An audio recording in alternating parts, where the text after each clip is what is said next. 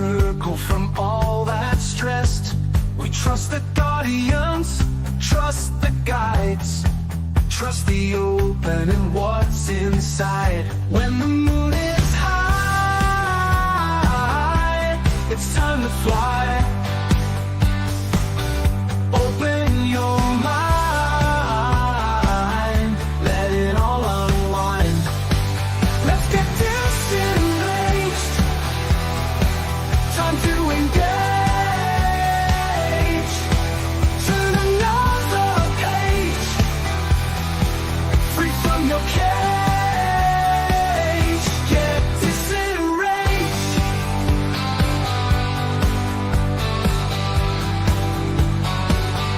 When you feel like you've had enough and the week was busy and tough, you need a break, you need some fun. You need to take time from the run. We'll blow your mind. We're just in time.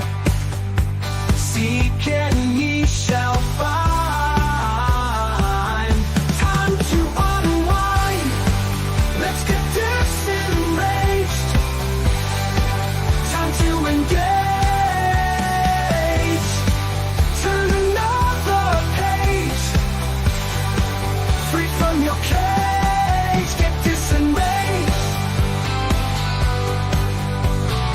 Aliens, ghosts, spirits in the shadows, spirituality, ultra reality, the Bible, the pagans, all the conspiracies, tarot, astrology, and alternate history. Open your heart to other possibilities and get disenraged. Time to engage. Turn another page, free from your cage. Get disenraged, disenraged, disenraged, disenraged, disenraged.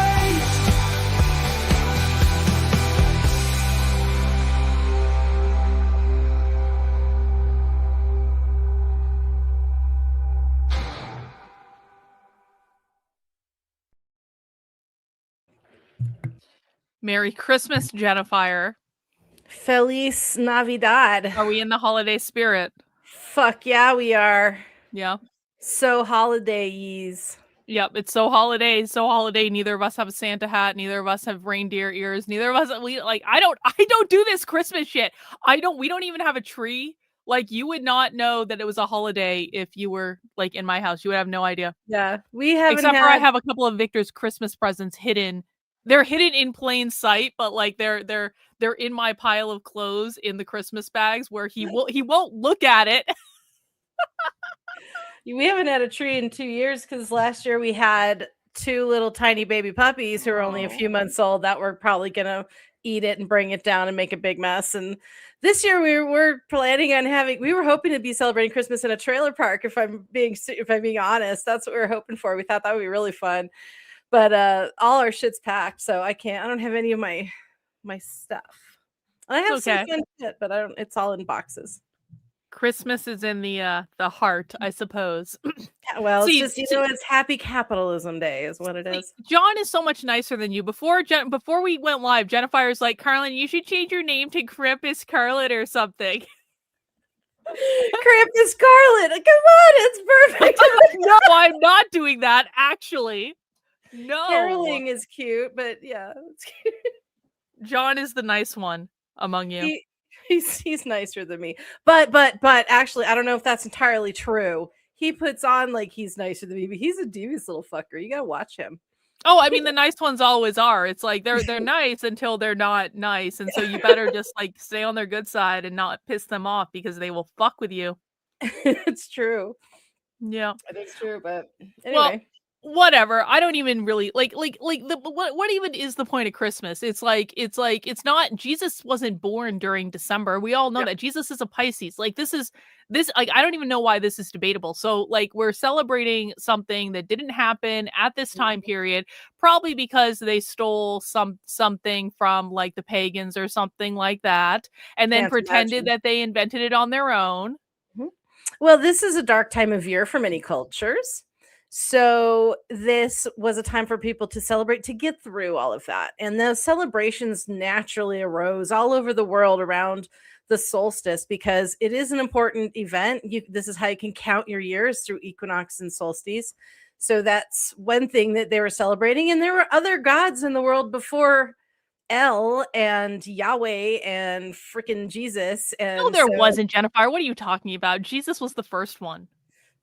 Yeah, but where did he come from? He came from God, who's actually El, who's actually... He came from the Jews. That's where he came from. He came from the Jews. He came from a... Uh-oh, I got a Bodhi. Uh-oh, dog sighting. We just finished having snacks, and now we must have kisses. Well, no, but he's got his bark collar on. I don't know if you can see his... Uh-oh. And we're training. Yeah. Oh, I love you too. I love you, do the bones. Are you good? He doesn't know how big he is. He does not. He's still smaller than my other two dogs were. Don't lick my makeup off, please. They love my chapstick. Oh, yeah. My dog does this too. Yeah. Yeah. Oh, you're stealing the show. You're going to get some reindeer ears eventually, and it's going to be so cute. Uh-oh. No, he's just no barking. He's just waiting for pet rubs. He loves chest rubs. He comes up just for chest rubs. So...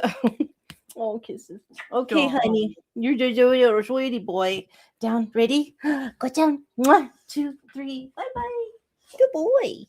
Go run around outside. Do your dogs mouth you? Do they mouth like on your hand and stuff? Oh, yeah. Yeah. Honey used to do that all the time. She would be like threatening. She's like trying to like intimidate you, and then she just mouths and she doesn't bite. Yeah. And at some point I called her bluff, and I was like, I know you're not going to bite me. You're just being like a chihuahua. You can complain all you fucking want. You're still getting your nails cut. Right. I know. Yeah. Phelan used to like just mouth and he'd go nyah, nyah, nyah, nyah, nyah, like that. And I guess I heard that's a sign of like a puppy thing. It's like an old nursing habit. It's supplication or something. But with Bodhi, he has to put my whole wrist in his mouth and he goes, oh. And it's like the funniest thing. He does it every time. Like I come up the stairs or I come home from something. It's just so funny. He's my Wookiee puppy. Anyway, what were we talking about? Oh. I don't even know. We're talking about Christmas and how neither of us are doing anything for Christmas because it's not really a thing. Like I'll exchange presents, but like whatever. And it's like I don't even think anyone takes Christmas seriously as like a religious observance either. Like and don't fucking tell. Did you see? Actually, let me bring this up. Did you see the little drummer boy thing?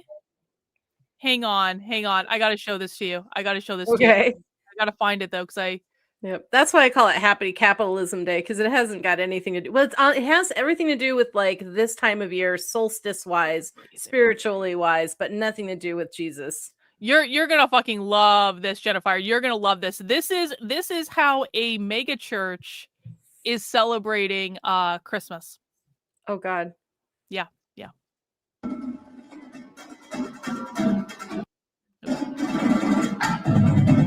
Wow. Oh wait, your donations at work. Wait. Nice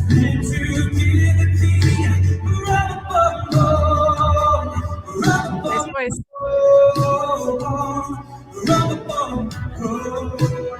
Wait, it gets better. What the fuck is happening? The drummers are flying in the air. Oh, badass.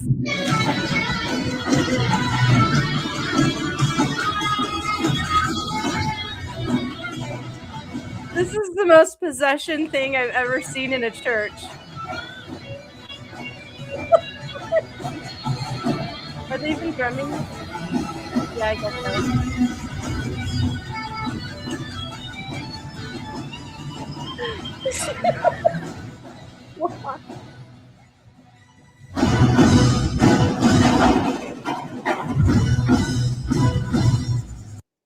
So one part of me is like, honestly, I don't hate it.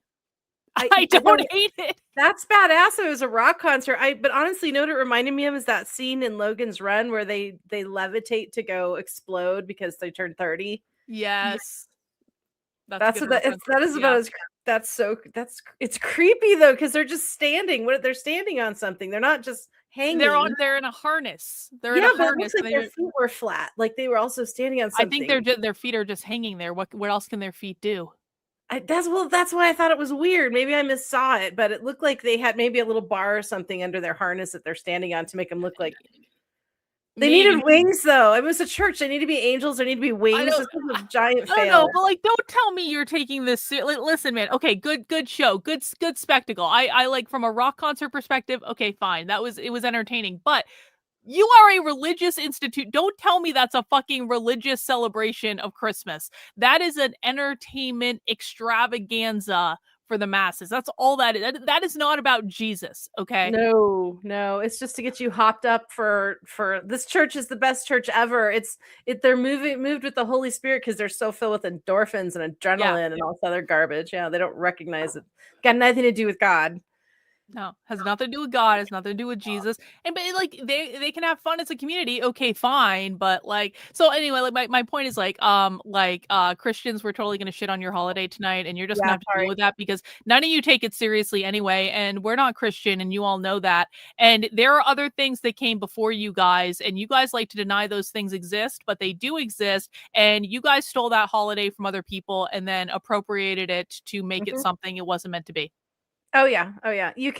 That was why the church that I was raised in did not celebrate Christmas. I didn't celebrate Christmas until after I left church. If you guys can wrap your head around that. So I was like 21 years old celebrating my first Christmas alone with a little fake Christmas tree in my first apartment because my mom had gone back to New Jersey to see her family. And so it was just my dad came over for a little while, so that was nice. But yeah, it was like my first Christmas. I didn't even have my family around me. And it was just like me and nothing, just some eggnog and my cat. I'm gonna tweet. Real churches don't celebrate Christmas and see how that goes. Oh, Karlyn, God bless you. This is gonna go really well for me. Okay, nothing could go wrong. Nothing could go wrong with this plan. We don't even have Christmas presents. Husband and I didn't even buy each other Christmas presents because really. Well, no, because we're trying to pack shit up. We don't need more crap. There's nothing. We went to dinner and a movie last Saturday, and that was our Christmas gift to ourselves because we haven't gone to a movie in a year. So that's what we did. You saw Avatar, which was a horrible mistake. No, it wasn't a mistake. I think Avatar Fire and Ass is a tremendously amazing moving piece of filmography. And no, I just love the special effects. We both wanted to see it in 3D because it's pretty. It's like being on a Disney ride for 3 hours. But I will say this, and I'm talking to you, James Cameron, and anybody else who's doing 2.5 to 3.5 hour movies, please bring back the intermission. Oh my God. Yeah, real. Like in the 10 Commandments where the orchestra plays for 5 minutes. Yeah. We get a break to go potty. We get more popcorn if we want. They would make more. This is why they had concession stands halfway back in the theater, because you had your main concession stand, and then where the theaters were, there's another concession stand, and that was for intermissions and stuff like that, or breaks, or people would do double features, buy a ticket, get popcorn. You don't even have to leave your little sacred movie area. And those are not even open. I haven't seen them open in a decade, at least, maybe more. But so, I mean, please bring back intermissions because, oh my God, I had a friend who was such an Avatar geek that he would actually fast before the movie, like no liquids for an hour and a half before the movie. So he doesn't have to pee. Wow. Yeah. So, but we did get one gift for each of my folks, and we're gonna go over there for dinner and munchies, and we'll bring the puppies over to visit Grandma and Grandpa, and we're gonna have some fun. We'll just have some family time. That'll be fine. I bought a bunch of food. I've gotten back into cooking. I'm going in a cooking upturn where I have now learned how to make really good like spaghetti squash. And I made Ooh. like a tomato like feta one Ooh. the other week. And then I found out that my husband apparently can't eat tomatoes, which I had no idea about. I was so proud of myself. I was like, Victor, like because he was like picking around. I was like, Victor, just fucking like you're supposed to mash it all together. He's like, I can't eat these. It'll give me heartburn. I'm like, when the fuck did like you Oh, can't heartburn. My husband says that to him. Like, you're married to an Italian, you're gonna have to deal with some heartburn. Here's some Tums. Yeah. So I said, okay, Victor, I will make you a spinach and artichoke spaghetti squash. Oh, So that sounds because awesome. I've been making spinach and artichoke dip lately too, and I make it like the healthy way with like cottage cheese and like Greek yogurt and all that stuff, and so it's got like Nice. more protein, like whatever keto recipe I downloaded off Instagram, and so but he really likes that, so I'm like I'm just gonna put that in the spaghetti squash, and we're gonna see how that goes. I'll have to send you my keto naan recipe. It is so yummy. It's so much fun for snack. And it's basically there's no flour. It's coconut.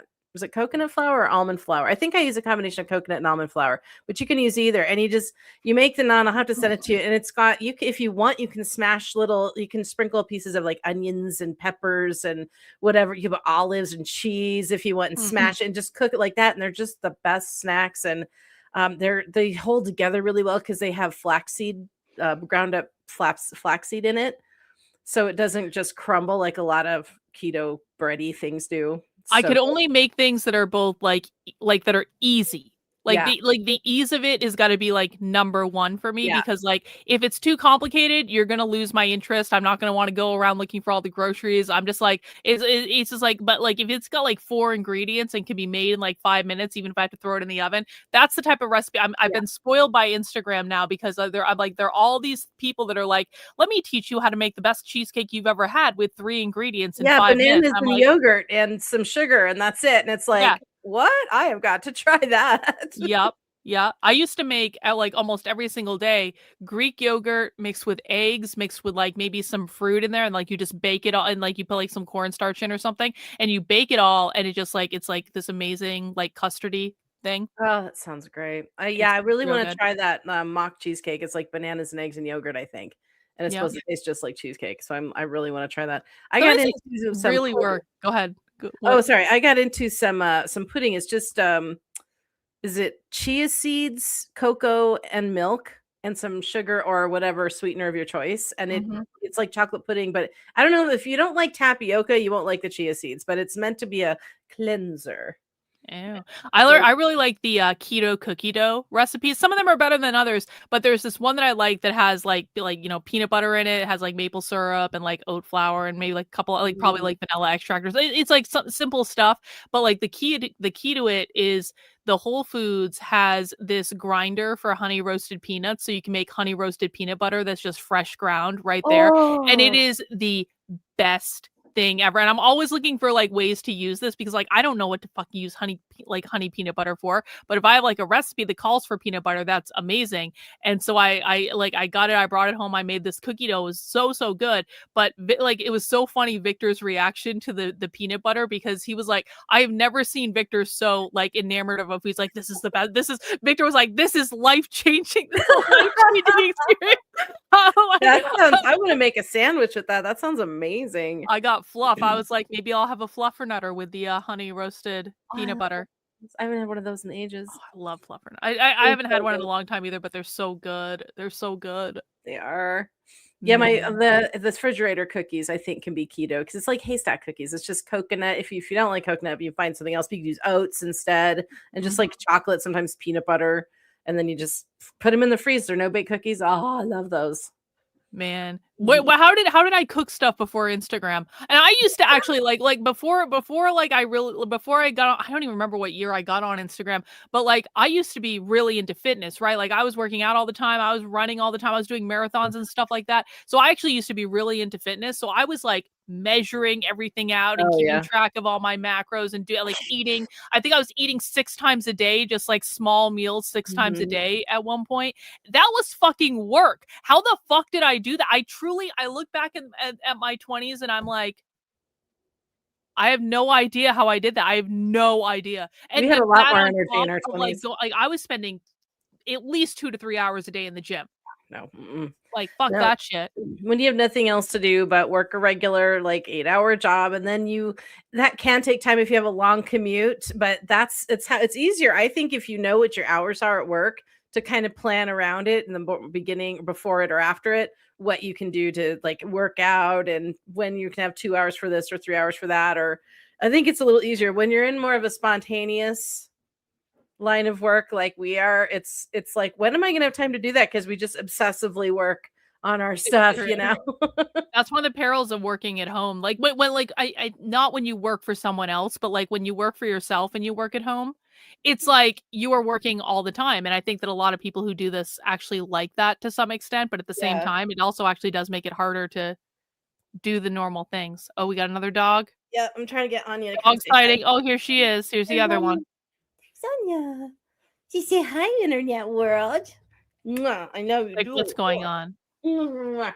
I She has know no you idea do. she's on the internet right now. To You be a need to- dog. Boop. There. It's all festive. Ready? Mhm. Come on, you guys. They just had a little snack right before we started. So they're, oh God, Bodhi, do I need to close my door? This is gonna be very distracting, buddy. Uh-oh. It's a dog type of night. I guess. We haven't seen them in a little while. Yep. They're just being super social today. Anyhow, so as we were mentioning Christmas and stuff, Yep. the first video I have is, I've always wondered what the 12 days I of like Christmas her. came from. What? Go ahead. Oh, so I I've just always- realized who this was from. oh yeah, she's great. She's fucking awesome. She has like all these royal videos and like everything you ever wanted to know about the royals, including who had the most incest and who was probably gay. This person will tell you, and it's really actually very entertaining. That's awesome. I will have to check more of her stuff out.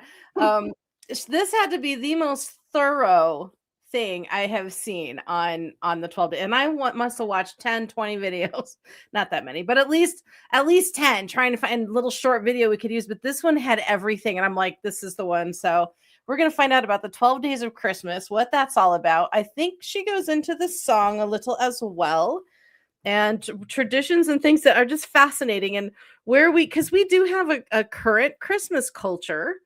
And that's okay. And it's like, well, what's the history of where this stuff came from? It's only a few hundred years old. It's not like the thousands and thousands of years old traditions from, Europe and Middle East and Rome and all that stuff. So this is a little more contemporary. And then we'll get into what the old Europeans used to do before there was a Jesus. So this is like where all the different Christmas traditions come from. Kind of. You're gonna see. Well, first it's telling you what, because there was a time when people celebrated 12 days of Christmas, and it ended with Twelfth Night, which it was actually a Shakespearean play called Twelfth Night. And it's like, I don't know what Twelfth Night is, and it's because it came from the 12 days of Christmas. And then on the 13th day, they had a special feast of some kind. But every single day, it starts with Christmas, and then there's 12 days after Christmas that they celebrate a different saint or a different something. And that's the song came from that. And then the symbolism behind the song and the different traditions of foods and all that kind of stuff. Really fascinating. So in other words, this is when people actually took Christmas seriously on some Yes. level. And they made a whole 2-week celebration out of it. Yeah. Like, see, the Christians today suck. They're such fucking slackers. They don't believe, no offense, Christians, but like these people were celebrating Christmas over the span of 2 fucking weeks with a different tradition on every day. And you guys think you're special because you had some mega church service with little drummer boy? Levitating drummer boys and laser beams. Yeah. I think they also would start Christmas. Some people and some priests would actually start celebrating Christmas or Christmas tide way before, even like a week before. And it was just a really super sacred time of year. And still that comes from ancient pagan traditions of celebrating for the whole month of December. Oh my gosh. Okay, dogs. The dog has set off the alarm. That's the bark collar. Uh-oh. Yeah. No, Anya's mad because Bodhi takes her toy and then he just holds it, and he doesn't let her play with it. He doesn't chew on her. He just takes it and holds it between his paws. And he'll just sit there with it, and she gets so mad. You are a dick. I can see the tail wagging too. He doesn't even fuck. You a bad boy. Yes, he's bad. Look at the You're look like, at the "Oh, tail. boy. Look at the tail. The You're tail just a gives it bad away. He's boy." being bad. Look at you. Oh my gosh. Yeah, your Christmas gift is you get to see a little bit of how my days normally go because it's always Well, hurting dogs. all good. Oh my All gosh. right, let's watch the 12 Days of Medieval Christmas. The 12 Days of Medieval Christmas.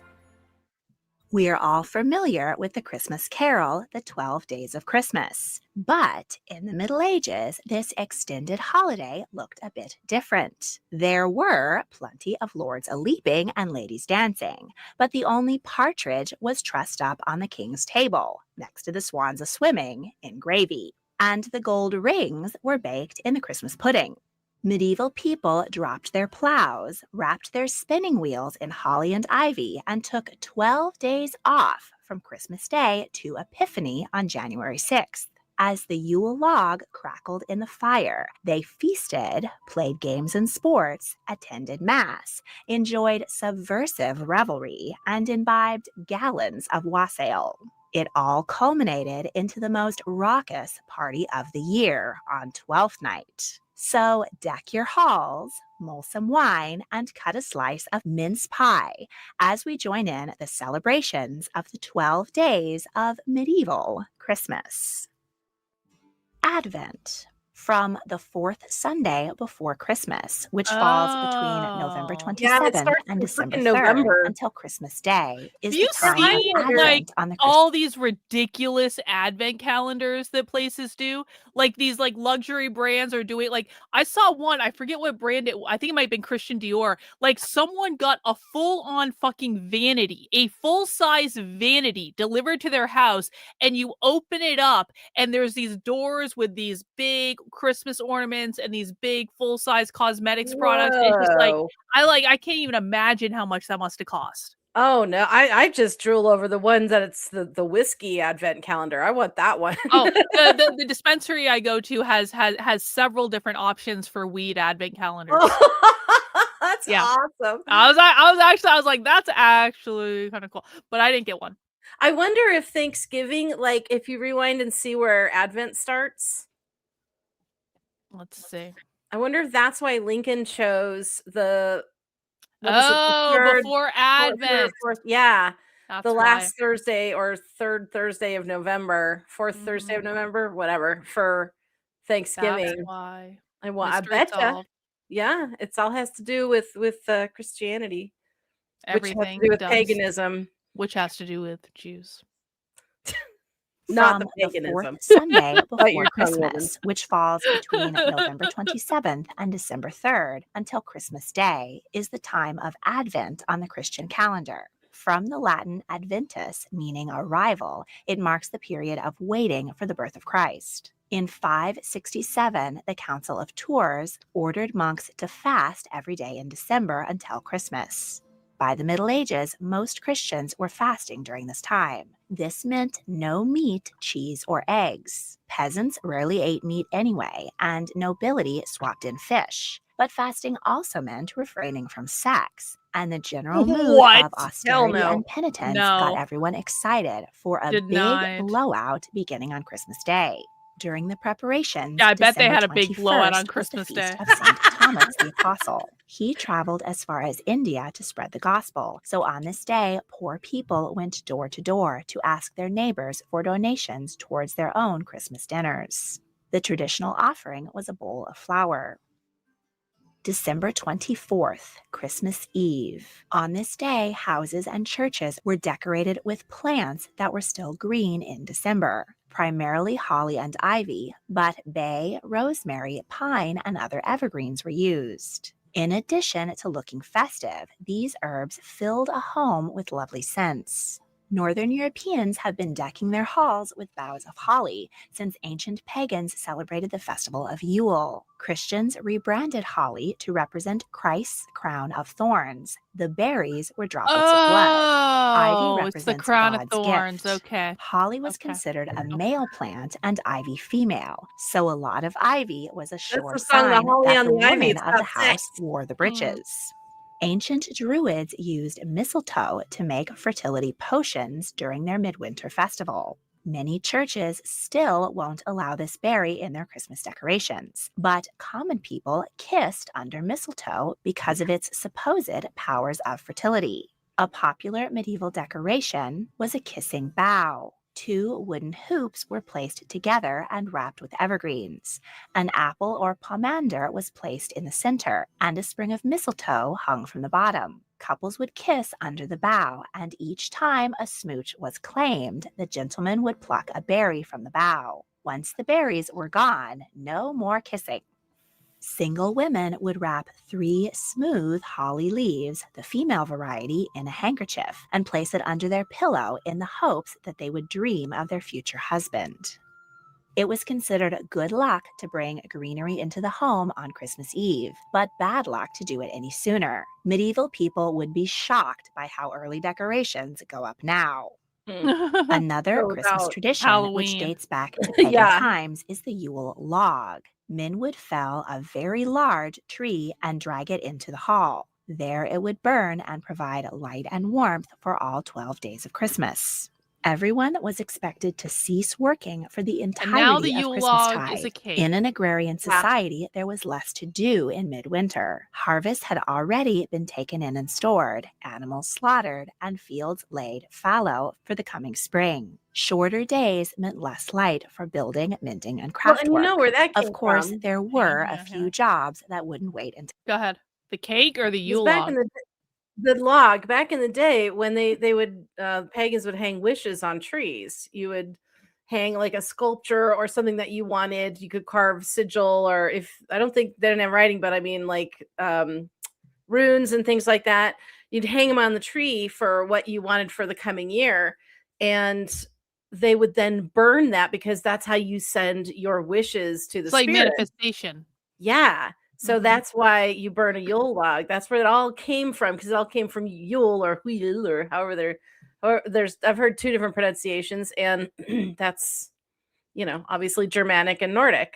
So the pagans understood manifestation, is what you're saying. That was the first Mhm. form of manifestation, was magic. It's kind of the same thing, really, Ew. even It's the today. same thing. You don't say, Jennifer. I had no idea. You're a little witch yourself, You don't say. Epiphany. Breedstock animals still needed to be fed, meals cooked and cleaned up after, and children minded. These chores generally fell to the women in the house, who never got quite as leisurely a holiday as the menfolk. But there were a few jobs the ladies could This is put off. awesome. They decorated their spinning wheels with Christmas greenery so that they would be unable to use them and could put off at least this chore So until house December decorations 6th. came from At women the who end didn't of want a to do long day housework of during preparation, Yep. everyone dressed in their finest awesome. clothes and journeyed to church for midnight mass. This service heralded the birth of Christ, said to have been born in a manger at midnight. Mm-mm. The Nope. candlelit Oh, service yeah, and okay. tolling bells kicked off the 12 days of Christmas. December 25th, Christmas Day, first day of Christmas.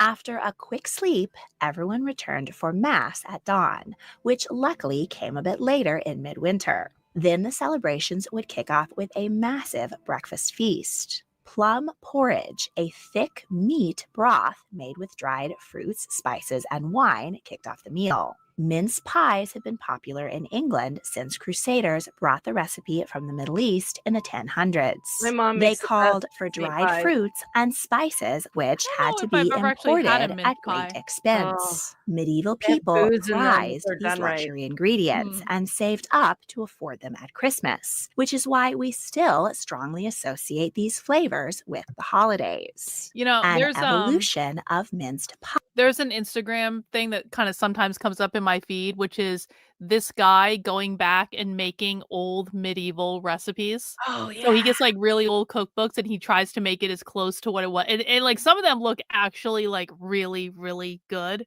And I Yeah. feel like he made one of these recipes before and I saw it and it looked like he like ate it with his fingers. 'Cause that's probably what they would have done and all this stuff. Well, that's why Middle Eastern cultures have lots of breads and like flatbreads because they would scoop with the flatbreads. Okay, like people might make like I love what is it, Ethiopian food Yes, where like it's all latkes served on the and bread and like people make fun of it, yes. but it's so good. It's Oh, yeah. and it's fun to eat. Communal platters of stuff, and you're just all, oh, it's so good. Mhm, Yep. mhm. I is plum pudding. The ingredients are similar, but the pudding is boiled in a cloth bag rather than baked in a crust. According to custom, each family member takes a turn to stir the ingredients from east to west to honor the journey of the Magi. The pudding is traditionally Yeah, made that's with what it's 13 for. ingredients to represent Jesus and the 12 apostles, including lamb suet in remembrance of the shepherds who visited the manger. A coin for prosperity, a ring for marriage, and a thimble for luck are mixed in. That The seems like a pudding good is idea. soaked in brandy, decorated with a sprig of holly, and set on fire when it's presented to the table. Well, there's Plum booze pudding in it. remains a popular Yum. Christmas dessert in the UK today, though it typically comes meat-free. In the halls of the wealthy, the centerpiece of the Christmas feast was a wild boar's head, Yeah. decorated with holly and served with mustard sauce. I This couldn't tradition do that. dates back to King Henry thank you. II in the Uh-uh. 1100s. There is even a Christmas carol that was sung as the head was carried into the Great Hall and presented to the excitement of the assemblage. The boar's head, as I understand, is the rarest dish in all the land. When thus be decked with a gay garland, let us serve ire cantico. Caput apri terfero, red and slow. Peak whiteness right here. Peak whiteness. The rich also Peak enjoyed roast whiteness. venison, For real. swan, peacock, turkey, and game birds, as well as sweets like marzipan and sugar plate made from expensive imported sugar. For common people, I don't meat like was a marzipan. luxury, but at Christmas, I don't they either. would splash out and enjoy the more humble Christmas poultry, the goose. Gingerbread was a quintessential Christmastide sweet across Europe. The zesty biscuits were especially popular, painted and hung in windows as decorations. The Christmas Day feast lasted for hours. As more mead, ale, and wine was consumed, it Mead. transformed into a Yes. raucous party. In an echo of the Roman festival of Saturnalia, during which masters waited on their slaves for a day, a peasant would be selected as the lord of misrule. He had permission to order his master around during the holidays. He would supervise revelry, order games to be played, and generally promote chaos. Oh, If good. things were getting dull, the Lord could order someone to perform a trick, like hopping on one foot or talking backwards. Medieval people found this act of twisting the rigid social order delightfully subversive. Henry VII loved it and had a lord of misrule and an abbot of unreason. Elizabeth I disliked the public disorder the tradition caused and banned the practice. After a hearty multi-hour meal and plenty of booze, everyone waddled to Mass one more time to end the day. If all this talk of festive parties and holiday revelry has you wondering what gift to give that special history lover in your That's like life, commercial. then check out the new designs in my by Jane Braid's Bride Survived.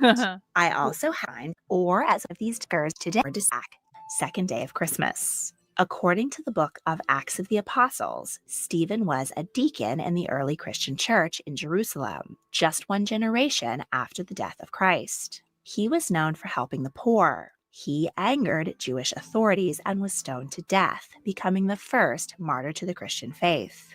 Today, he is most familiar for his name drop in the carol Good King Wenceslas. Oh, I love that song. Looked out My on favorite the one. feast of Stephen, when the snow lay round about, deep and crisp and even. Brightly shone the moon that night, though the frost was cruel. When a poor man came in sight, gathering winter fuel.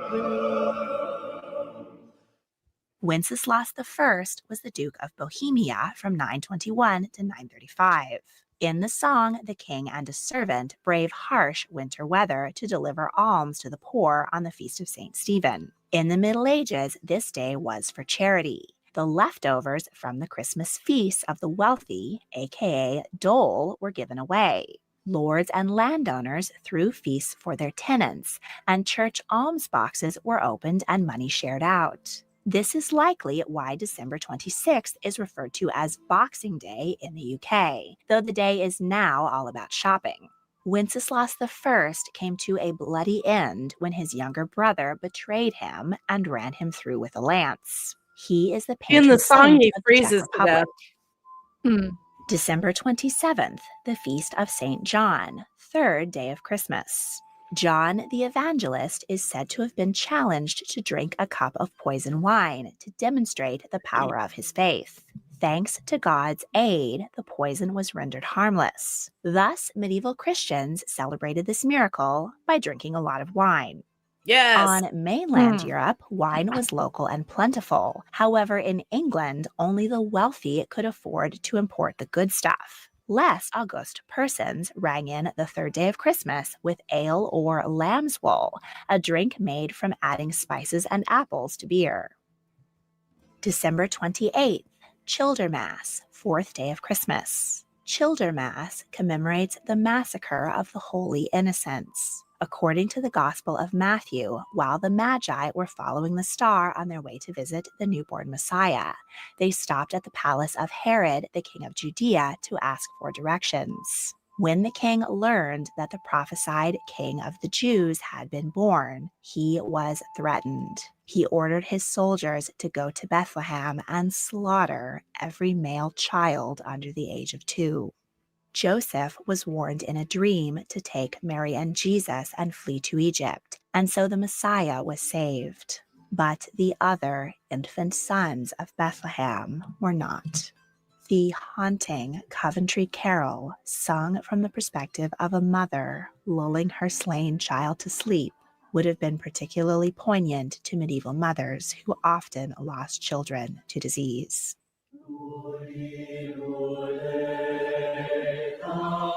Little tiny child, bye bye, Luli, Lule.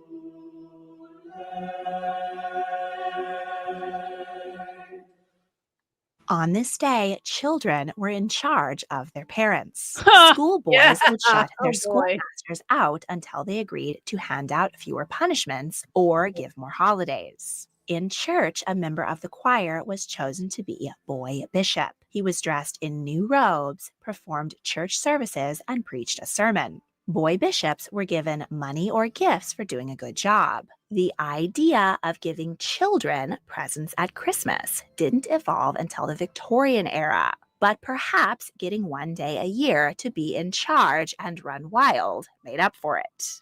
In medieval England and France, Childermas was said to be an unlucky day when no new projects should be started. In Spain, Latin America, and the Philippines, December 28th is still a day for pranks, similar to April Fool's Day. Young pranksters are called inocentadas, and their victims must not be angry, since they could not possibly have committed a sin.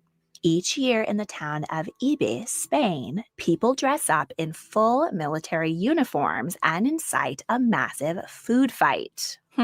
Oh my December God. 29th, That must be fun. Feast That's of messy. St. Thomas Becket, fifth day of Christmas. This day marks the feast of St. Thomas Becket. He was the son of a London merchant who rose to become an advisor to King Henry II. He was appointed Bishop of Canterbury, but then got into conflict with the king over the rights of the church and state. On December 29th, 1170, Henry supposedly uttered, "Who will rid me of this troublesome priest?" 4 loyal knights took him at his word, marched to the cathedral, and sliced off the top of Becket's head. Soon after his death, Thomas was canonized, and cult-like worship grew up around him and his bones, which were placed in a gold-plated, bejeweled shrine. His feast day was celebrated with yet another mass and massive meal. December 30th, 6th day of Christmas. A few days during the Christmas season weren't tied to a saint's feast or specific meaning. They were just rare days off to relax and enjoy leisure activities. A custom enjoyed by rich and poor throughout Christmastide was wassailing. A large wooden bowl was filled with up to a gallon of hot ale or cider, sugar, spices, and apples, with a crust of bread at the bottom. It was offered to the most senior person in the household first, who would shout, "Wassail," Anglo-Saxon for good health, then have a gulp and pass it on. Wassailers would go door to door, offering a swig from the bowl in exchange for food. As they went, they would sing carols. "We wish you a Merry Christmas," "Ding Dong Merry on High," and "Here We Come a Wassailing," all have their roots in medieval times. That's cool. We come a wassailing among the leaves so green. Oh, here we come a wandering so fair to be seen. Love and joy come to you, and to you your wassail too. And God bless you and send you a happy new year. And God send you a happy new year. See, this is what taking Christmas seriously looks like. Yeah. You make a big vat of wine, you Yes. bring it around to all your neighbors in the snow and the cold while singing a song. Yep. Like this is the level of commitment that I request from people who claim to believe that you are celebrating the birth of your Lord. I agree. If you're going to do it, walk the walk. Yeah, and bring me some don't fucking wassail. half-ass it. You don't get to sleep in and then open presents when you want, and maybe get dressed to go to your Aunt Sue's house to eat like pie or something. Like, no. And no have a skipping Yankee 3 Swap. masses. Yeah. A day. But we actually, did I ever tell you that one year we pranked my pastor in the No. church that I was part of? We went Christmas caroling at his house. It was like 10 o'clock at night. It was very late. And of course, this sounded like a great idea to some of our parents and a lot of us teenagers. And we went and we pranked our pastor and sang some Christmas carols, which a lot of us who grew up in You sang Christmas carols outside his house and it pranked him? Yeah. That's actually hilarious. Most of it is funny because the parents were the ones singing the words, because a lot of us kids weren't allowed to learn them. So we didn't really know. We knew kind of Rudolph the Red-Nosed Reindeer. That one we understood, but there were some others that we had no idea. And then we rounded it out with a church hymn from our private hymnal. And boy, did we hear about it during the next Sabbath. Yeah. You should have, go ahead. He had a great sense of humor about it. He thought it was hilarious and very kindly threatened us not to, if we ever did it again. Yeah, don't accidentally celebrate a holiday. Don't do it. When the wassail bowl was drained, the booze-drenched bread at the bottom would be offered to the most senior person. This tradition is likely the origin of giving toasts or speeches at parties. Puritans hated raucous Christmas celebrations and banned the holiday altogether when they took over England in 1649. Yep. Those caught wassailing were arrested, and soldiers banged on shop doors to demand they stay open on Christmas. Everyone's depression about missing the 12-day holiday was been a Protestant. I have confirmed, just, breaking news. I have confirmed the liquor store down the street is going to be open on Christmas. It's run by Indians. They're very excited about being open on Christmas. Oh, wow. I'm like, good. That's all we need. Liquor, possibly a bag of chips. That's it. There you go. Tobacco, I guess. Why the Puritan regime only lasted a decade. Caroling eventually came back in the Victorian era. But perhaps because we now know how germs spread, wassailing has yet to make a comeback, though it is likely an origin of trick-or-treating at Halloween. Doesn't matter, yeah. December 31st, New Year's Eve, 7th day of Christmas. This day was for playing games, sports, and hunting. Nobles who had plenty of leisure time pursued these activities year-round, but Christmas games were livelier than ever. Many playground games we know today, like Blind Man's Bluff, aka Tag, and Hide and Seek, began as medieval Christmas games. The Victorian era was a golden age for parlor games, particularly at Christmas. But in the 20th century, games fell to the wayside as families more often gathered around the warming glow of the television. To make sure peasants weren't lying about the rest of the year, Henry VIII passed a law that working men could only play certain games during the 12 days of Christmas. These included dice, cards, tennis, bowls, and football. He wanted to ensure his army always had good ammunition, so archery was the only sport which could be enjoyed the rest of the year, and on Christmas Day itself.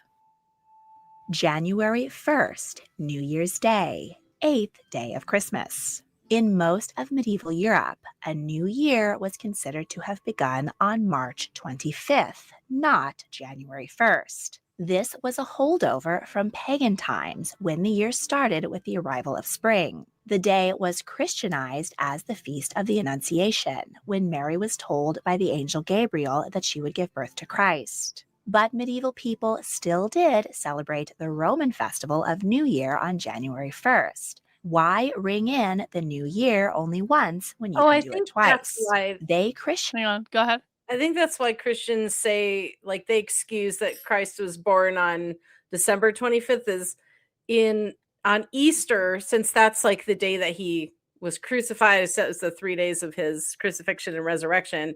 But I believe, even though he's a Pisces and all that, they say, oh, no. That's when he was conceived.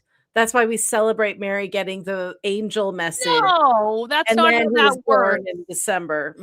Yeah. That's literally not how that works, Christians. Also, your math on that is a little off. It's a little that's just slightly long for a pregnancy. Well, she got the message, but she may not have had because if it's March 25th.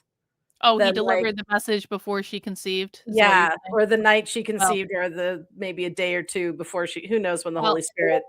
I'm sorry, Christians. Astrology is not based on conception. Astrology is based on time of birth. Oh yeah, but of course, astrology doesn't exist. It's satanic, so that doesn't factor in. So, sheesh. What didn't the people read stars to know where Jesus was?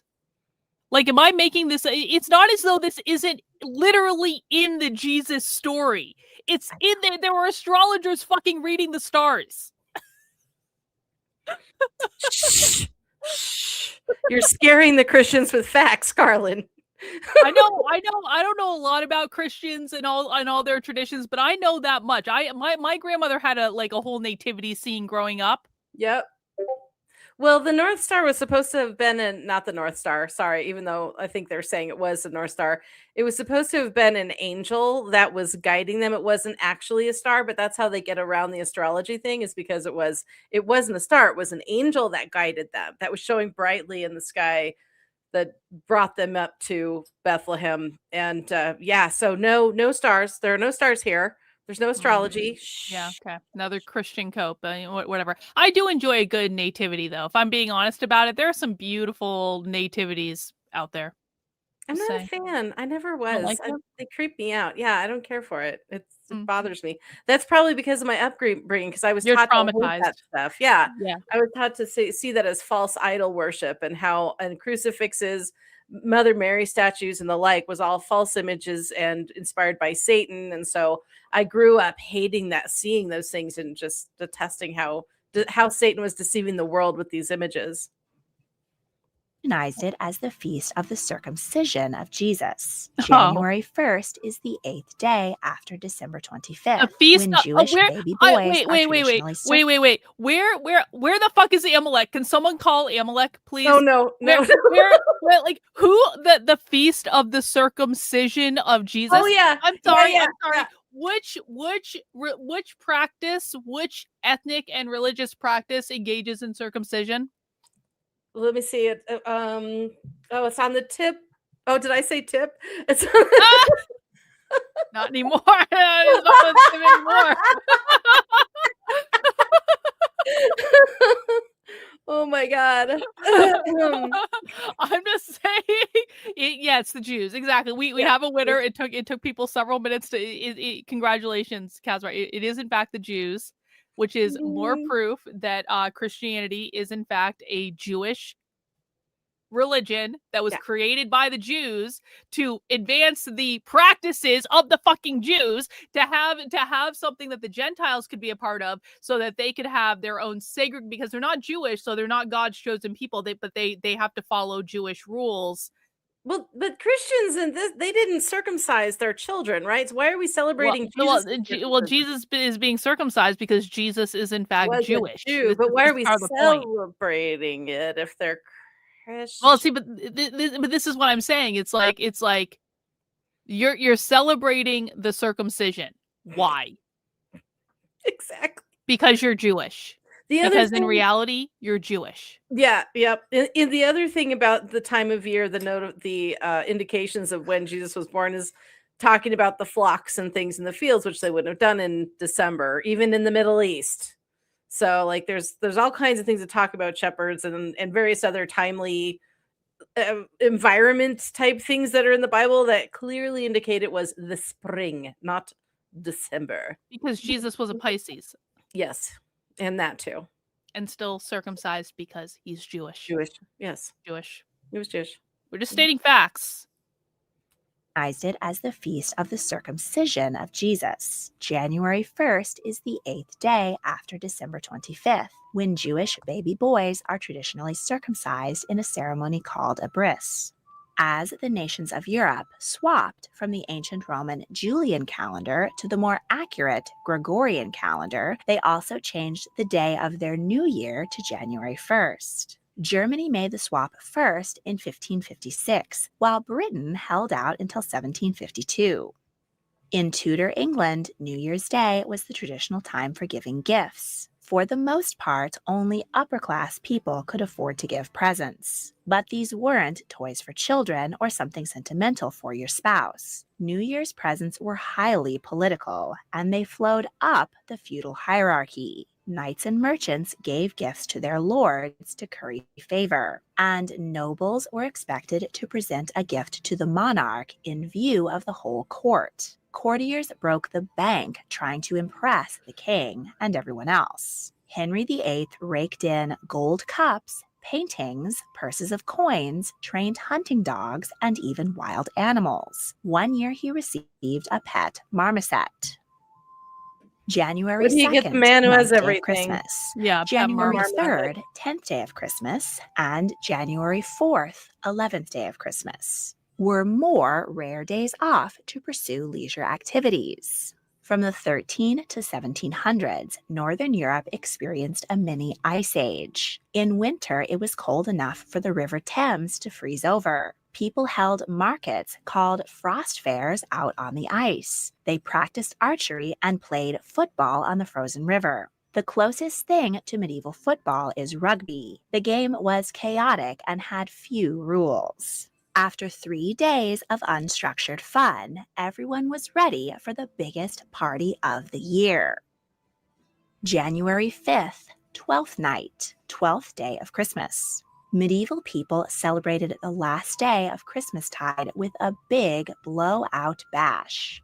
At royal courts, masks were performed. These lavish plays involved music, dancing, singing, and acting, with elaborate set design and costumes. Professional actors and musicians were brought in, and members of the court often performed as well. Anne Boleyn impressed Henry VIII early on in their courtship with her elegant dancing. And all that prancing about made courtiers famished for yet another lavish feast. In 1532, a temporary kitchen was set up at Greenwich Palace to make 200 dishes to serve to all the guests for Twelfth Night. Commoners also let loose with feasts, parties, singing carols, dancing, and games. Revelers dressed up in costumes and masks. Twelfth Night was a popular date for wassailing. Essential to the celebrations was the 12th night cake. This giant fruit-filled brioche was baked with a bean and a pea hidden in each half of the cake. Men and women took slices from opposite sides. The man who found the bean in his portion was king of the bean, and the lady was queen of the pea. It was their job to host the evening's festivities and keep Queen the fun of the going pea. into the wee hours. The queen of the pea. January 6th, Epiphany.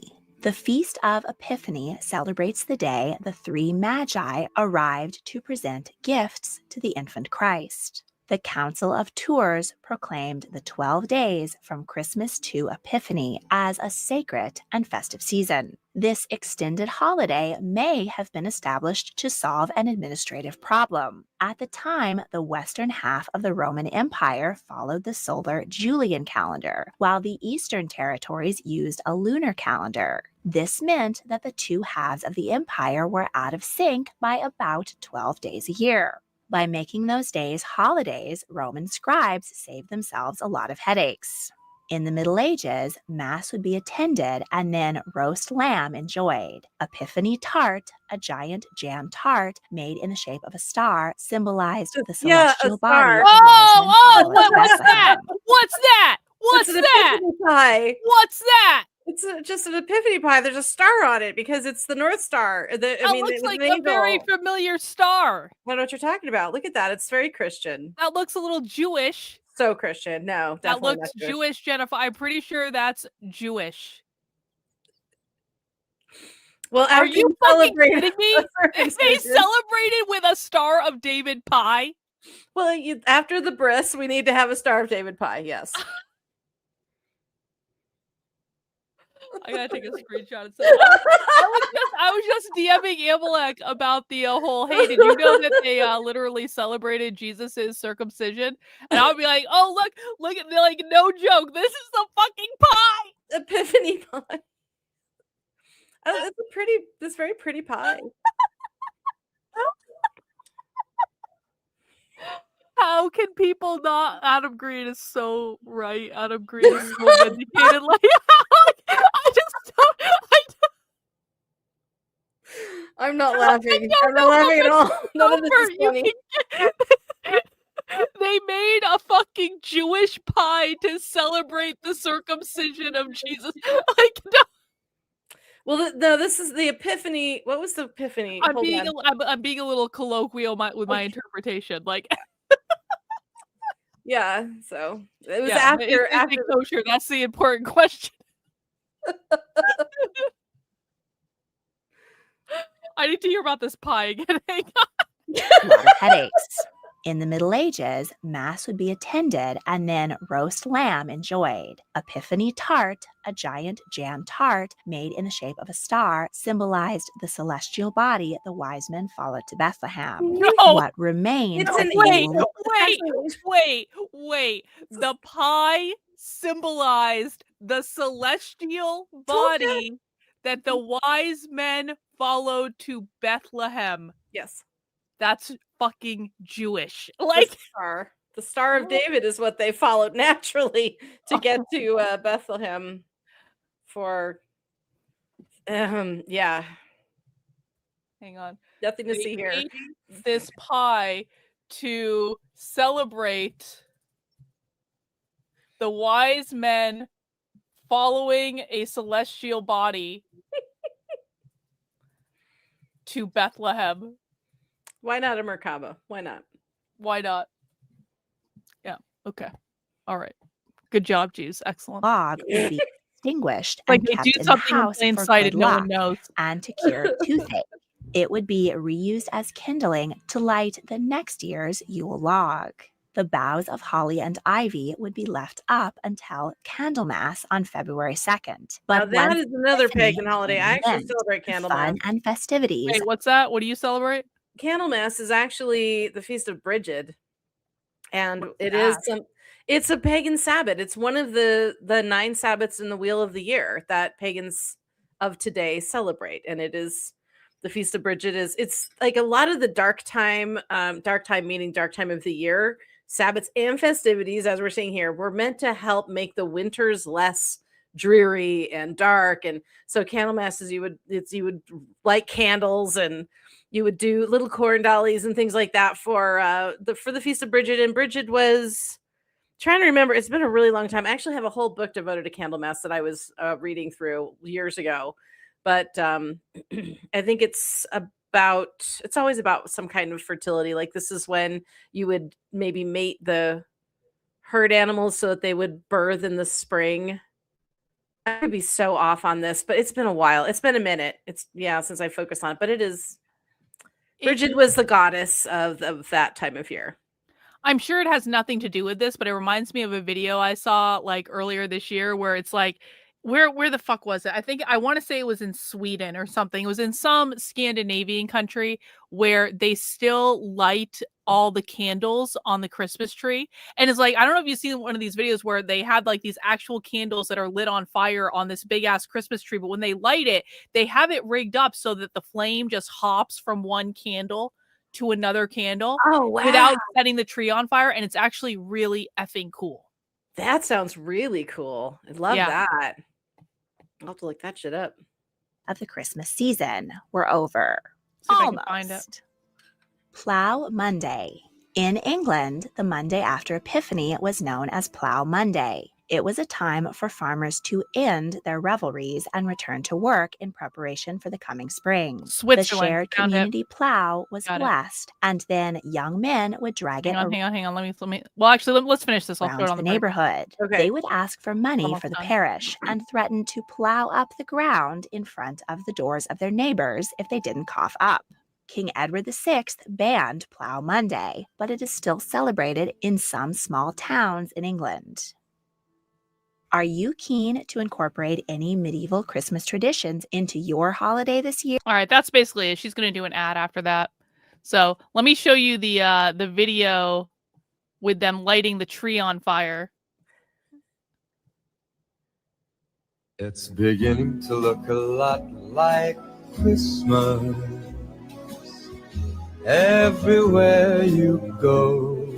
Oh, they've got a bunch of little like 5 and 10. Fuses, kind of like. Yep. With candy canes and silver lanes that glow. It's beginning to look a lot like Christmas. I would be terrified. I would be fucking terrified. Well, if it's a fresh, wet green tree, it should be fine. Well, it's just like it's nerve-wracking to even watch. And I'm sure they take all their precautions and they know exactly what they're doing. They've been doing it this way for hundreds of years or whatever, but all the altar boys have like canisters under their little frocks there to put out the fire if they need to. Mm-hmm. I liked that though. I was like, that's actually pretty cool. That's really neat. Mm-hmm. Wow, the things people do. What do you know? Well, exactly. Look how industrious people are.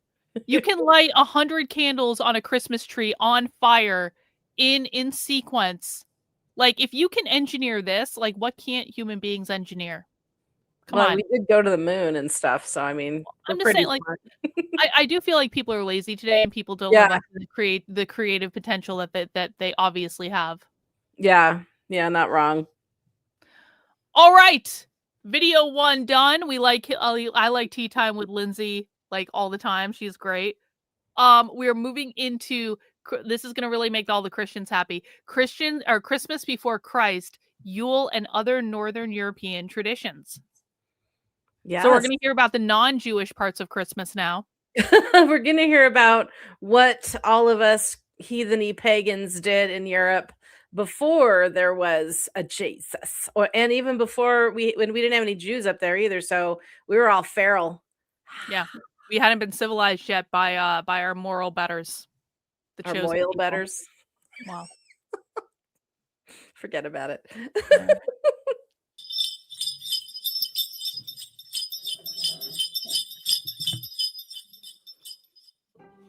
While most ethnic Europeans now celebrate Christmas in one form or another, either according to the Julian or Gregorian date, the origins of most elements of the Christmas celebration do not have their origin in Christianity. You don't Flying say. reindeer and elves are hardly Christian after all.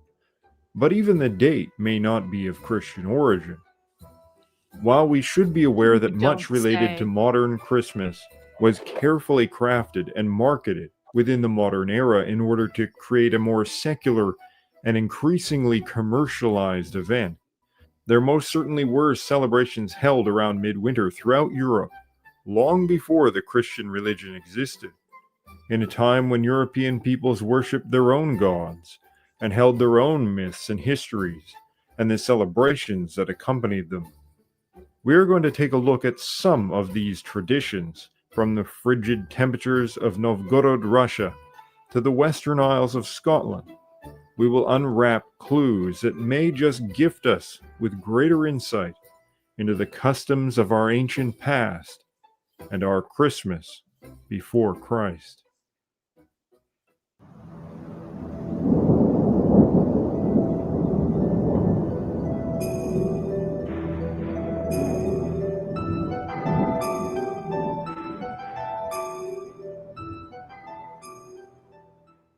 Hi friends, I'm Kevin McLean.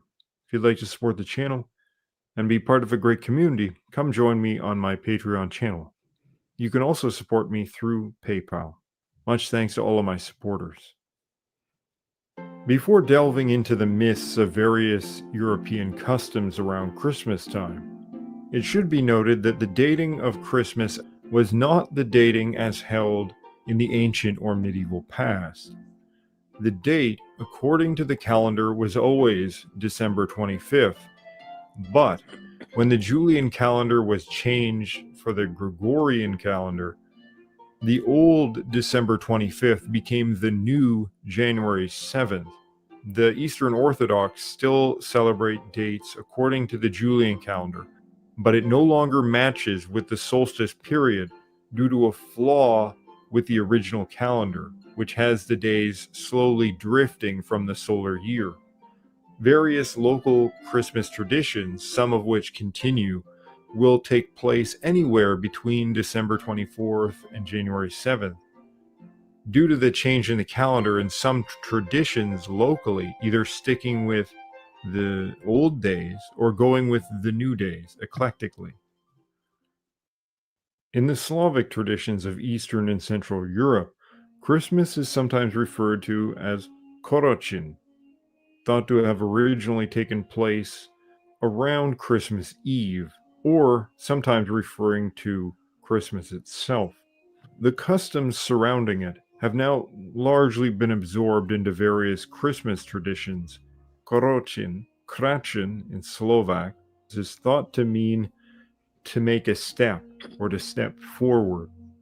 The most probable meaning of this is in reference to the changing of the year, and very likely the solar cycle. The 25th of December is not the solstice, but it's the first day in which the sun begins to move again towards the northern hemisphere, taking the first step. Sunday. The first step of the year, the first sign of the coming spring, the first. Go ahead. Sorry. The 21st was our solstice. We just had that this last Sunday. I was gonna mention that on movie night and I totally forgot. Did you do anything? I'm out of Sabbath keeping right now, just trying to deal with my physical life. My spiritual life is doing well internally. I don't feel like I need to do rituals. Plus, my altar is packed. So Fair enough. Step of the renewed world, and likely the cosmic beginning.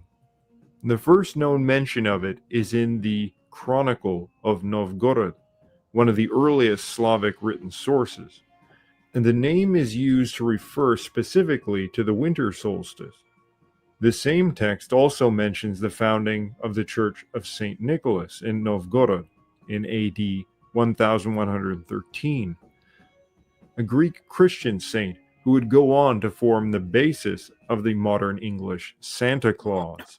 However, the Slavs also have their own seemingly non-Christian figure, Ded Moroz, Father Frost, who secretly delivers you told me about Father Frost beneath the New Year's tree. it turned into Jack Frost. Korochin is also referred to and as the grandfather Frost, because that's his granddaughter. Allegedly. I love her outfit. I love that hat thing.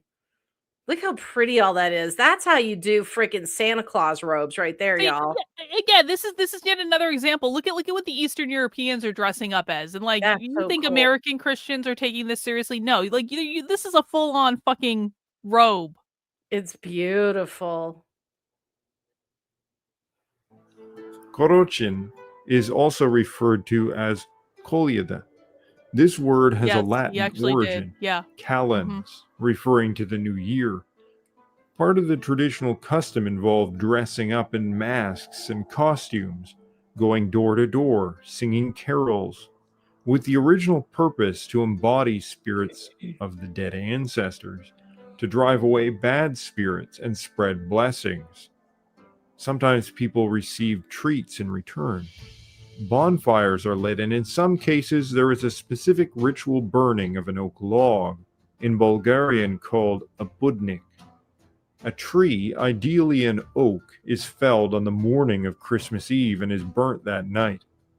The log is believed to hold powers of healing and prosperity, and the ashes are kept and spread on fields in the spring to increase crops. Which is actually Akin really to good to do for your Halloween, garden. the day is also Put ashes associated with the in your dead, garden.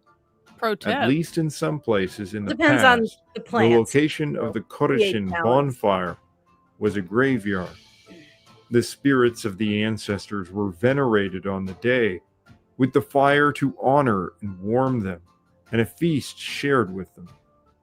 Individual fires or candles were lit or placed by the grave sites of ancestors, with the general belief that the dead were more easily contacted during this period. The same idea can even be found in the famous Charles Dickens' A Christmas Carol, about one man's interaction with spirits on Christmas Eve.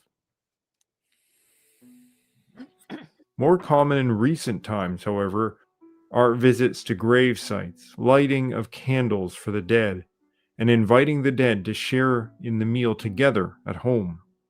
This meal had on Christmas Eve was often vegetarian with 12 dishes. This specific custom may be of Christian origin, though it's hard to say. Physical cleansing is also very important to undertake, as it's sought to purify and help bring luck and good health in the new year, likely tied to earlier pagan purification rituals, which nearly always involve washing. The idea that ancient Europeans were extremely dirty is just wrong. While we know Roman and Greek bathing traditions, we also have an account of Slavic bathing traditions where the Christians say, "I saw the land of the Slavs, and while I was among them, I noticed their wooden bathhouses.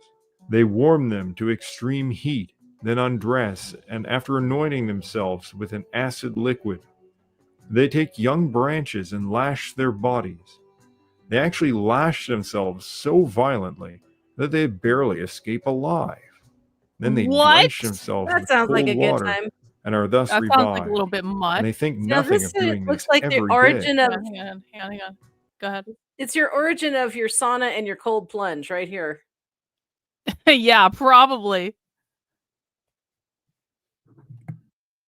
In fact, many Slavic cultures today are still known for their hot bathing houses, with middle-class homes often having one as a separate structure.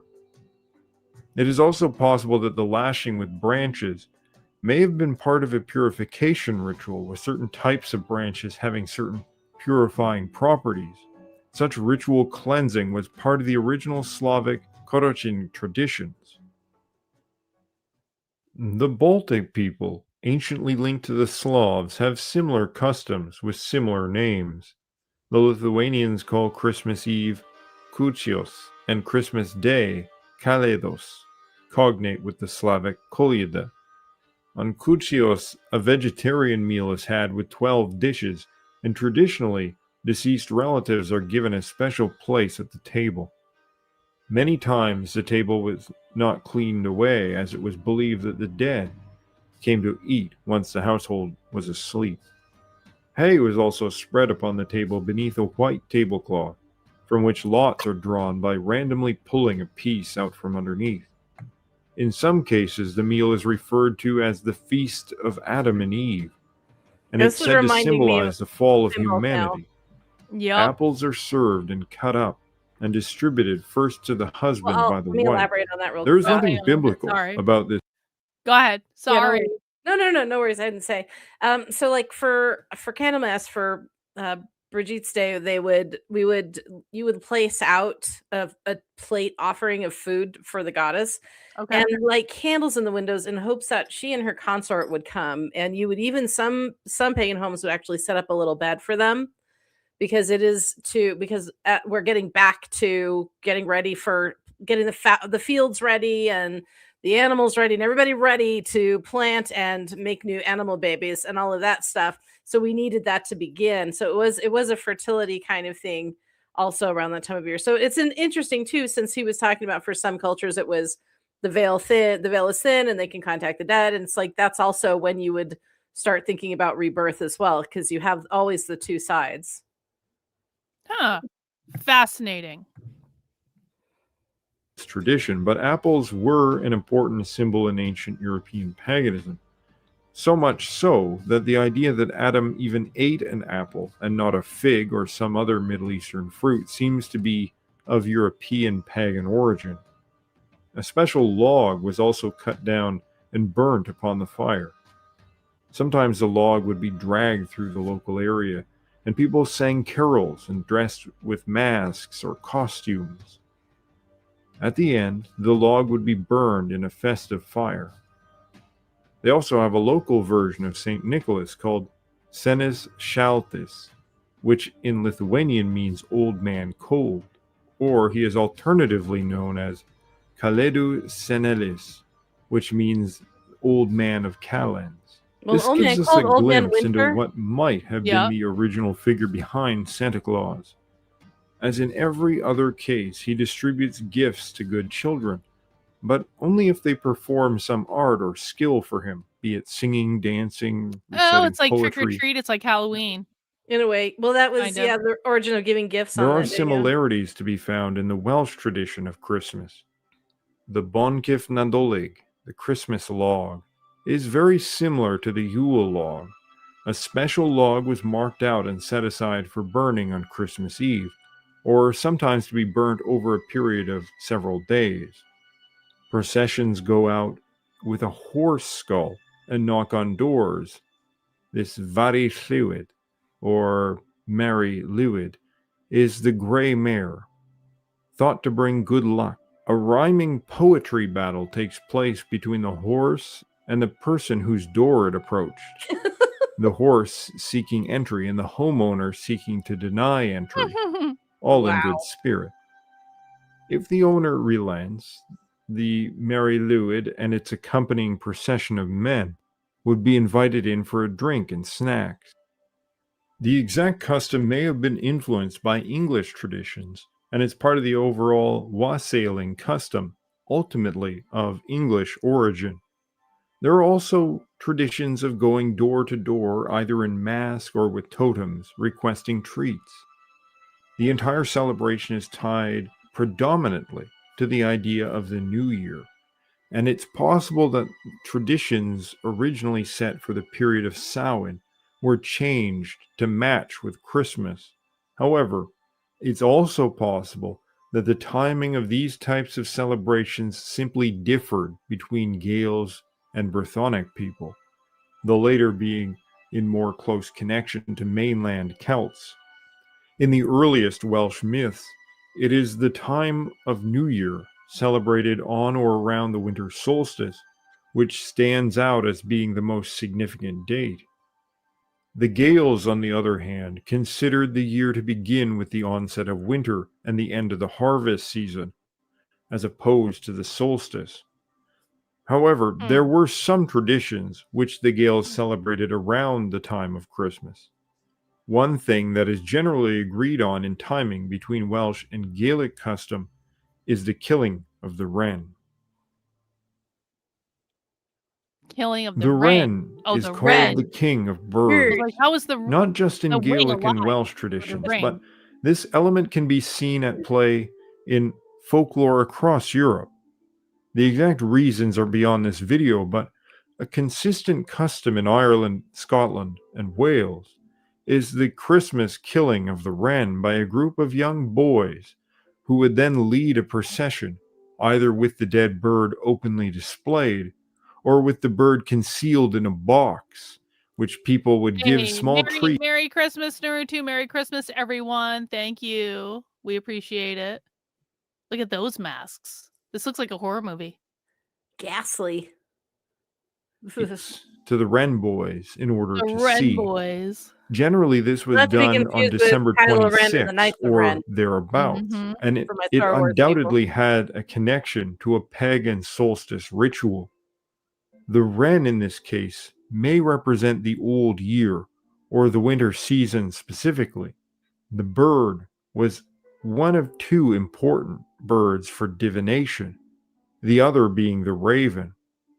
But according to medieval Gaelic sources, the raven had many positive connotations related to wealth and luck, whereas the wren prognosticated ill fortune most often, perhaps because it is a bird that came to symbolize winter with its scarcity. The boys that hunted it were probably reprising a mythical role. In Welsh myth, Say strikes a wren with an extremely deft cast, earning him his name, Say Saw Guffus, Say of the skillful hand. The killing of the wren is also part of Scottish custom, as is the burning of a festive log. But this extends to the Gaelic community as well, which sometimes refer to the log as the callach, meaning an old woman, but specifically in this context, very likely the old bitter woman of winter, also known as Bera or Bírog, linked to winter storms and cold, thought to reside at the height of certain mountains. The log would sometimes be decorated or carved in the likeness of the callach, then burned upon the flames. I don't know if this is explicitly attached to the custom or not, but it's possible to link this to surviving Scottish Gaelic myth. Queen Bera was said to have enslaved Bridget all winter. There's She Bridget. sent her to wash a Ooh. dirty fleece white, but it was Sent an to wash a impossible dirty task. fleece. One she day, couldn't an do. old man Great. approaches her and says he feels sorry for her. He cleans her fleece, making it pure white as snow, then gives her flowers and tells her to tell Bera that they have begun blooming near the stream. When she asks his name, he reveals that he is called Father Winter, whom we can possibly Father identify Winter. as the same in origin as Father Christmas, now used as an alternative name of St. Nicholas. So The Santa log fucks in the the goddess. Gaelic tradition, Oh, hang to on, hang on, some hang on. at least, Go ahead. I I think you're about to say something funny, so I want to make sure I heard it. was just like, so Santa fucked a goddess, and that's how we got the elves. I mean, like, this is where it all comes from. Here it is, kids, the origin of everything. But that's what it is. That's what it is. Bridget is released in bulk. That's what it was. And so now spring can begin. Not dissimilar to the myth of Persephone, really, that she's taken to the underworld during winter and then released in the spring, and fertility returns to the earth. symbolized the burning of the terrible goddess of the dark half of the year in order to bring on the spring. From the Cromwell period until the 19th century, Christmas was effectively banned in Scotland, and thus a lot of the customs that became attached to Christmas in other places remained attached instead to New Year's. For Cromwell and other militant Protestants, Christmas, or Yule as they correctly called it, was fundamentally pagan in origin. Oh, And you of don't course, say. Yep. they were right. You don't say. The Hogmanay celebrations know. in Scotland, otherwise known as New Year's, were originally timed to the winter solstice rather than the calendrical New Year. Hogmanay has many possible etymological origins, but I believe that the Norse and/or Old English origin is the most likely, possibly fused with certain earlier Celtic and Brythonic elements. For some reason, the Old English cultural influence is often overlooked in Scotland, even though Scots developed out of Old English. The name Hogmanay is thought to derive from an incantation that calls on elves to banish the trolls, with Hogmanay coming from an earlier Old English hogmen, or Icelandic haugmen, meaning hillmen, a term to refer to elves or fairies of the mounds. A Scottish rhyme spoken on the day goes, Hogmanay trollolay, give us your white bread and none of your gray. Possibly, this is asking the elves to drive the trolls into the sea, with ole meaning to the sea, or a mutated version of away. And this is then linked to the coming prosperity of the land if the trolls are not there to blemish it. Another English phrase found in a collection of archaisms called Percy's Relics, published in 1765, says, Singe heve and howe, rombelloe trolle onawe.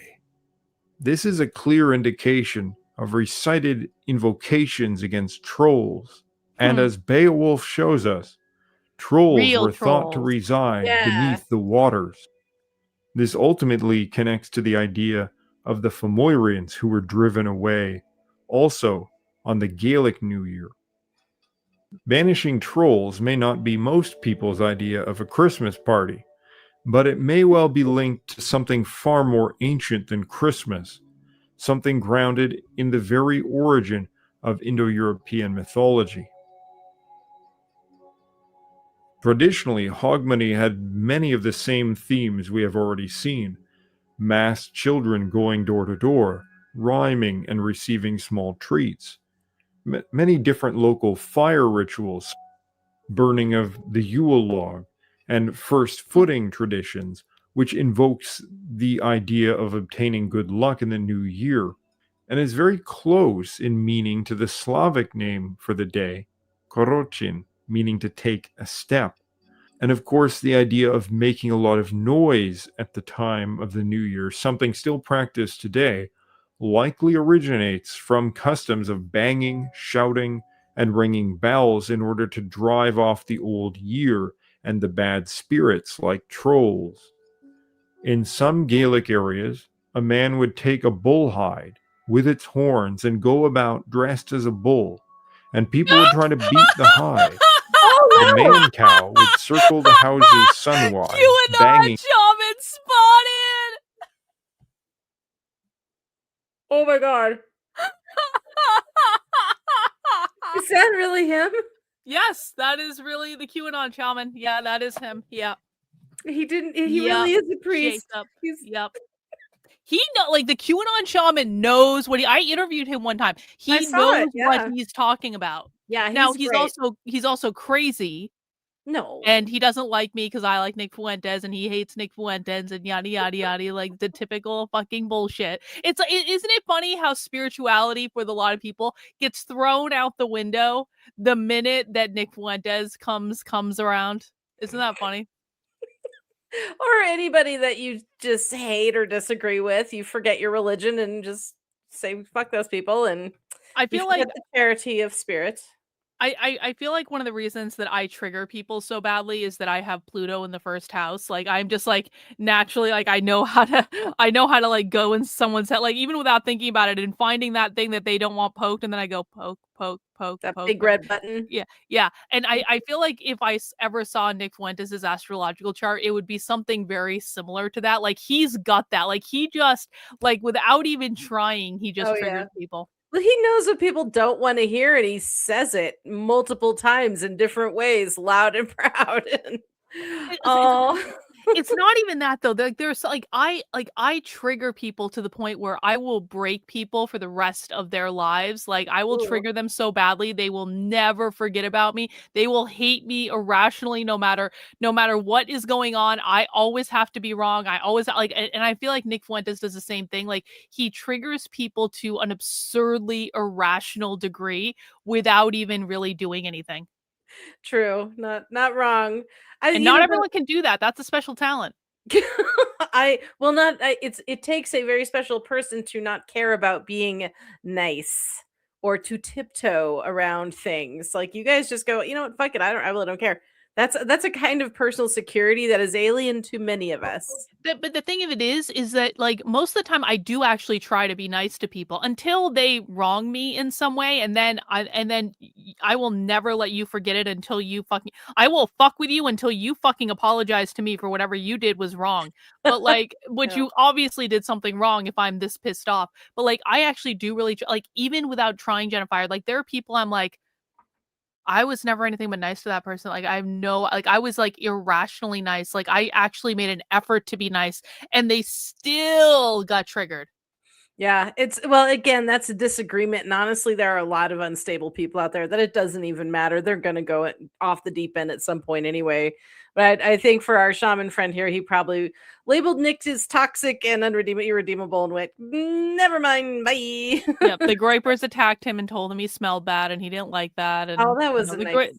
The Groypers can be precocious. The precocious. They can be little swarmy buttheads. Yeah. I am not a Scorpio. I am an Aries. Obviously, I'm the number 1 sign of the zodiac. There is no one ahead of me. Whatever. I do not have Scorpio in my chart. I mean, I do. Everyone has Scorpio, but like, I don't have Scorpio is not the strongest thing in my chart, except for the whole Pluto in the first house thing. Yeah. Hide. The man cow would circle the houses cow. sunwise, banging on them, Man and getting the cow. people to come out, singing a song about beating Look at the that cow. Kala. I love that cow. Again, with the figure of part of the Man Bear Kala Pig. representing the old year I once and saw winter. there's a famous painting it was in the Met when I saw it, but it was like this painting of a cow that was looking at himself be painted. And for some reason I thought that was like a really extraordinarily profound painting because the cow was just like watching itself be painted by these, I don't know, it was a weird thing, but I like cows like that. Yeah, those cows are cool. I like their little mop tops. Yeah, he looks like he's like a friendly cow. He just wants to be friends. He just wants a hug. He's definitely not going to stab you with a horn. I wants to hang out and smoke some weed with you. Listen Yep. to some Zeppelin.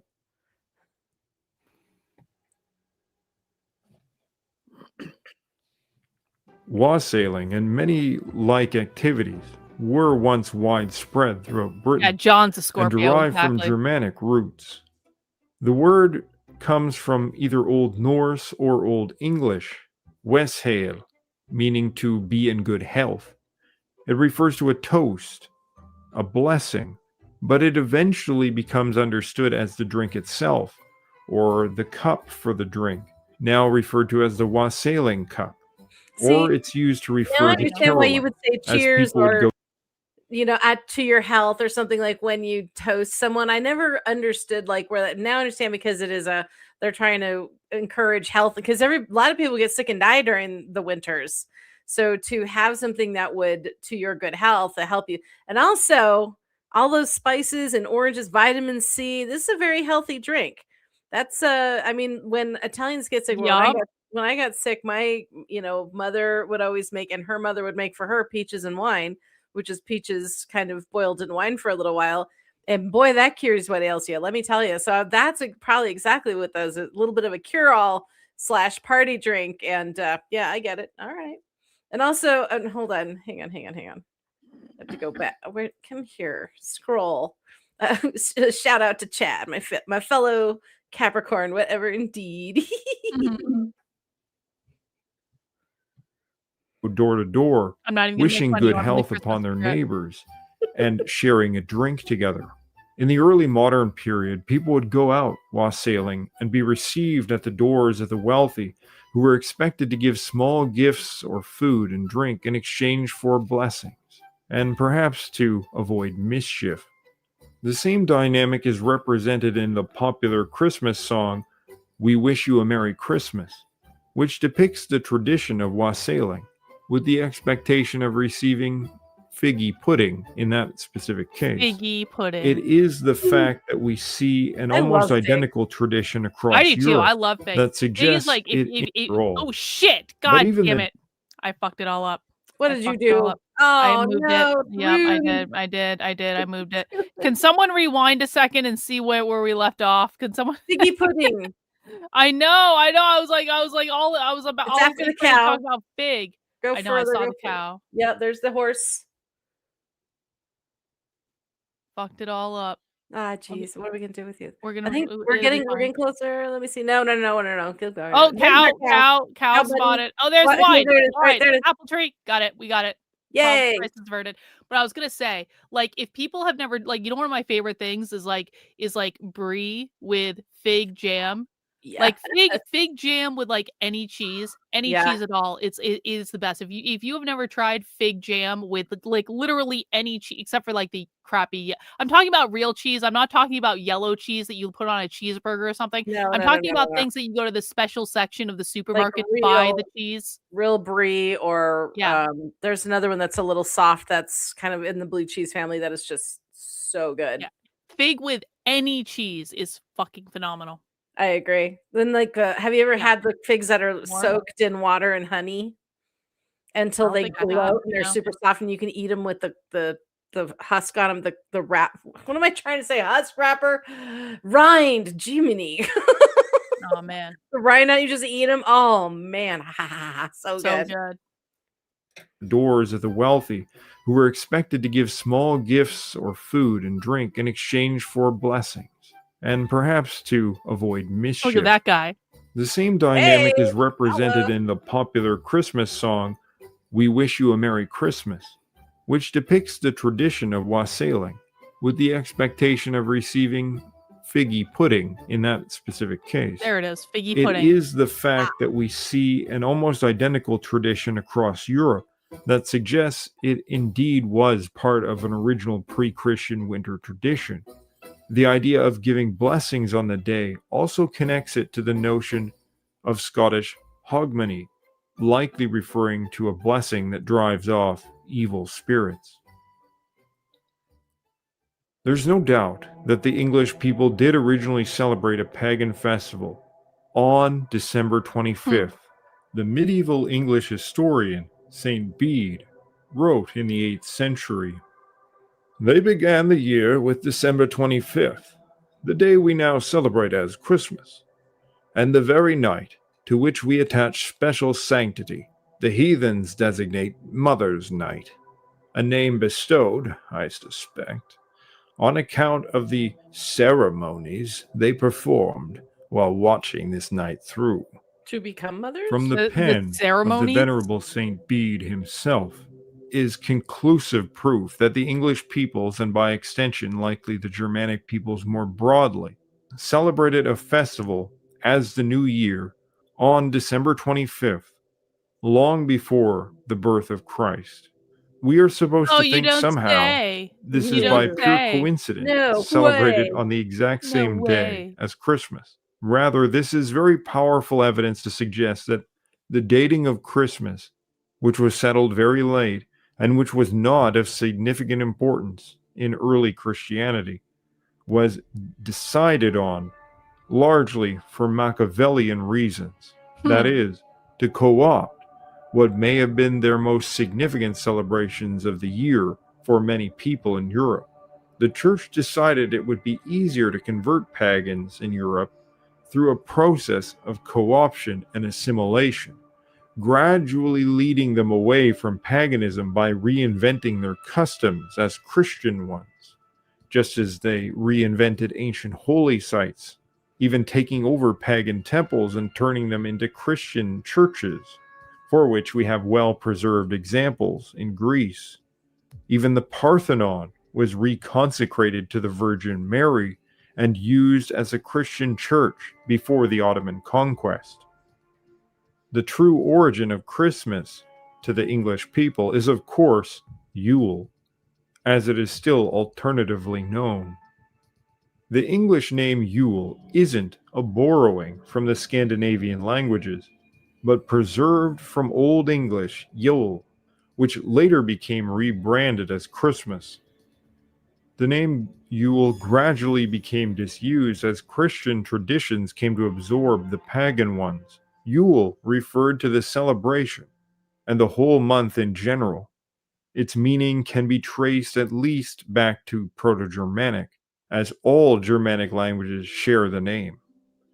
Some have suggested that its Proto-Indo-European stem is yik, referring to a joke or play. Indeed, there are elements of this found in things like wassailing, but the etymology is not certain. It was, however, a very important day, if not the most important day for the Germanic peoples. King Charlemagne is one example of how significant a day it was. Out of all the days that he could have chosen, it was Yule, or Christmas Day, when he chose to be crowned the Holy Roman Emperor. At that time, Christmas was not a significant day to the Christian religion. His reasons were motivated by his ethnic roots, and it isn't a stretch to connect this idea of being crowned king on this day to an earlier pagan mythology of a god king ushering in the new age and the ordering of the world, killing off the old and unprosperous, represented among the Welsh and the Gaels as the wren. It was the strong influence of more northern European peoples upon the later development of the church that increased the significance of Christmas within Christianity itself, as it worked to absorb different local European traditions like Korochin, Yule, Saturnalia. The process, however, was never finalized. The day never obtained a purely Christian character, and it was always held in suspicion by many devout Christians, some who outright banned it during puritanical uprisings, See, making it real somewhat ironic Christians don't that celebrate at present, Christmas. many devout Christians zealously guard Christmas as their holiday. The truth is that Yule was celebrated before Christmas, on the same day, and whatever Christian customs or reinterpretations are now associated with it developed from attempts to Christianize what was in origin and what still largely remains a pagan celebration. Bede's account of the English Yule connects it to fertility. This still survives dimly with customs around mistletoe. From accounts given by Roman writer Pliny the Elder, mistletoe was thought by the Gauls to be connected to fertility, and he recounts a ritual performed by druids to collect mistletoe without blemishing it. The act of kissing under the mistletoe is likely related to this ancient belief. But that doesn't necessarily mean that the modern customs are a direct result of Druidism. There does not appear, for instance, in Gaelic or Welsh folklore, any particular emphasis upon mistletoe. But There's in Stonehenge contrast, in the background. there is a very What's that? There was Stonehenge in the background of that one. Oh, I don't man. know why that tickled me. specific emphasis on mistletoe in Norse myth, where it has the infamous role in killing the god Balder, son of Odin. The reason for this is somewhat obscure, but it seems that Odin and the mistletoe were closely connected in some ancient rite, which may have given rise to the ironic story. The Yule custom of mistletoe is likely connected to the ancient Germanic practice, no less than the Celtic one. Yule was not only the name for the celebration, but for many Germanic peoples, it was also the name of a month, corresponding to the second moon of the winter season, which doesn't always line up nicely with modern calendars or the solar new year. But it also appears as a month on the 6th century Gothic calendar in the Norse tale of Hakon the Good. The festival itself was said to last for 3 days. These several days were, under Christian influence, turned into 12 days of Christmas, referred to as the Epiphany. We find this With the significance Jewish of cake. 3 days coming up in other Indo-European traditions. The Samhain festival of the Gaels was said to last for 3 days, for instance. In surviving Scandinavian traditions, there are, or at least were, customs similar to wassailing. There does not seem to be a prominent tradition equivalent to the Yule log, however, but there is a Yule goat. It is a figure of a Yule goat goat. fashioned You'll out of go. the last sheaf Why of not? grain from the harvest, a part of the grain that was usually thought to possess some spirit within it. This link between the Yule festival and the last sheaf of grain from the harvest is also found in the Lithuanian traditions, and the goat is also a feature of some Slavic traditions where an 11th century account says a man-sized goat was There's led around Krampus. by a figure Hmm. depicting St. Nicholas.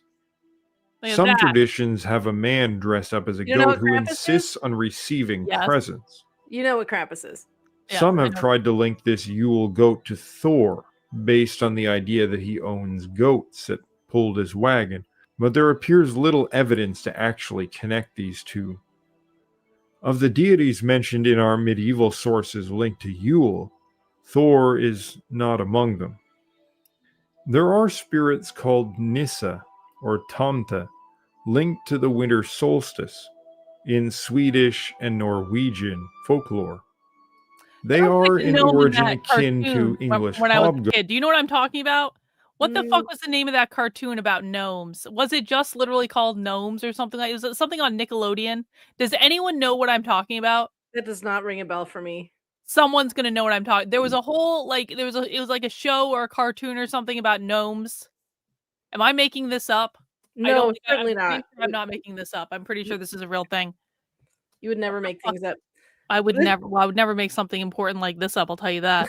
I'm asking ChatGPT, what was the show about gnomes? I don't think it was David the Gnome. Gnomes in the 90s. Maybe it was Well, there David. were movies that, like Katie was saying, Romeo and Juliet. There were movies, but you're talking about a TV show. I'm talking about something that was on TV. Yeah, I'm pretty sure it was. Hang on. I don't think it might be David the Gnome. You might actually be right about that. It might be David the Gnome. Let me see. What did David the Gnome look like? Hang on. So, this is critically important right now. Well, obviously, this is probably where Santa's little helper Yeah. elves come from. Yeah. That's what David the Gnome looked like. Gnome in a Ah, little red pointy hat with a beard. Uh-huh. I was right. they're Mhm. pretty big in Norse. A lot of people keep gnomes outside of their homes or garden sheds, and then of course Americans adopted it to garden gnomes and stuff. They were little spirits of either protection or mischief, depending on if they favored you or if you curried their if you did the right things and curried their favor, similar to like how brownies are looked at. In folklore. They are in origin akin to English hobgoblins. They are Hobgoblin. spirits of the home and property, which can be helpful or damaging, even dangerous if offended. Their exact relation to Yule seems to be relatively recent and under the influence of figures like Santa Claus. But in the 19th century at least, they began to be represented as bearing gifts to people alongside the Yule goat. Food offerings were left for them, as is customary for all household spirits in many traditions. Well, you leave But cookies and this milk has a out for striking Santa. similarity to Yup. the custom of leaving milk and cookies out for Uh-huh. Santa Claus, and it may Uh-huh. be Damn, I'm that good. this specific custom actually derives from the idea of appeasing a household spirit on Yule, and may confirm an original idea that at least part of the tradition of Santa Claus is based on Be the that Holly figure King. being a Hmm. type of ghost or spirit. From Old Norse accounts, we know also that oaths were typically sworn at Yule, perhaps continued today in the practice of New Year's resolutions. Oh. In the saga of Hervor and Hedrek, it is said it was Yule Eve, the time for men to make solemn vows at the ceremony of the Bragarfull, or chief's cup, as is the custom.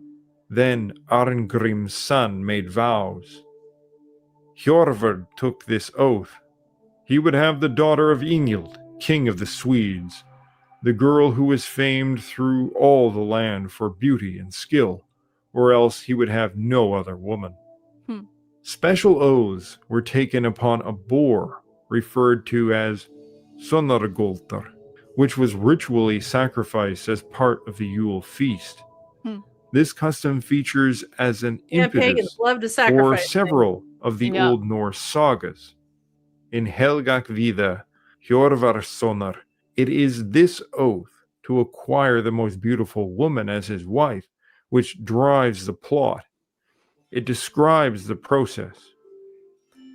That evening of Yule Eve, the great vows were taken. The sacred boar was brought in. The men laid their hands thereon and took their vows at the king's toast. The boar may connect the tradition to Freyr, who is one of the gods named in association Freya. with oaths elsewhere. It Well, there's also is two. There's related to the one wider that's Germanic Frigg, Oh, hang on, custom hang of on. eating a boar or There's Poor Frey. boars don't even know they're being hunted. Boars are horribly destructive. They deserve to be eaten.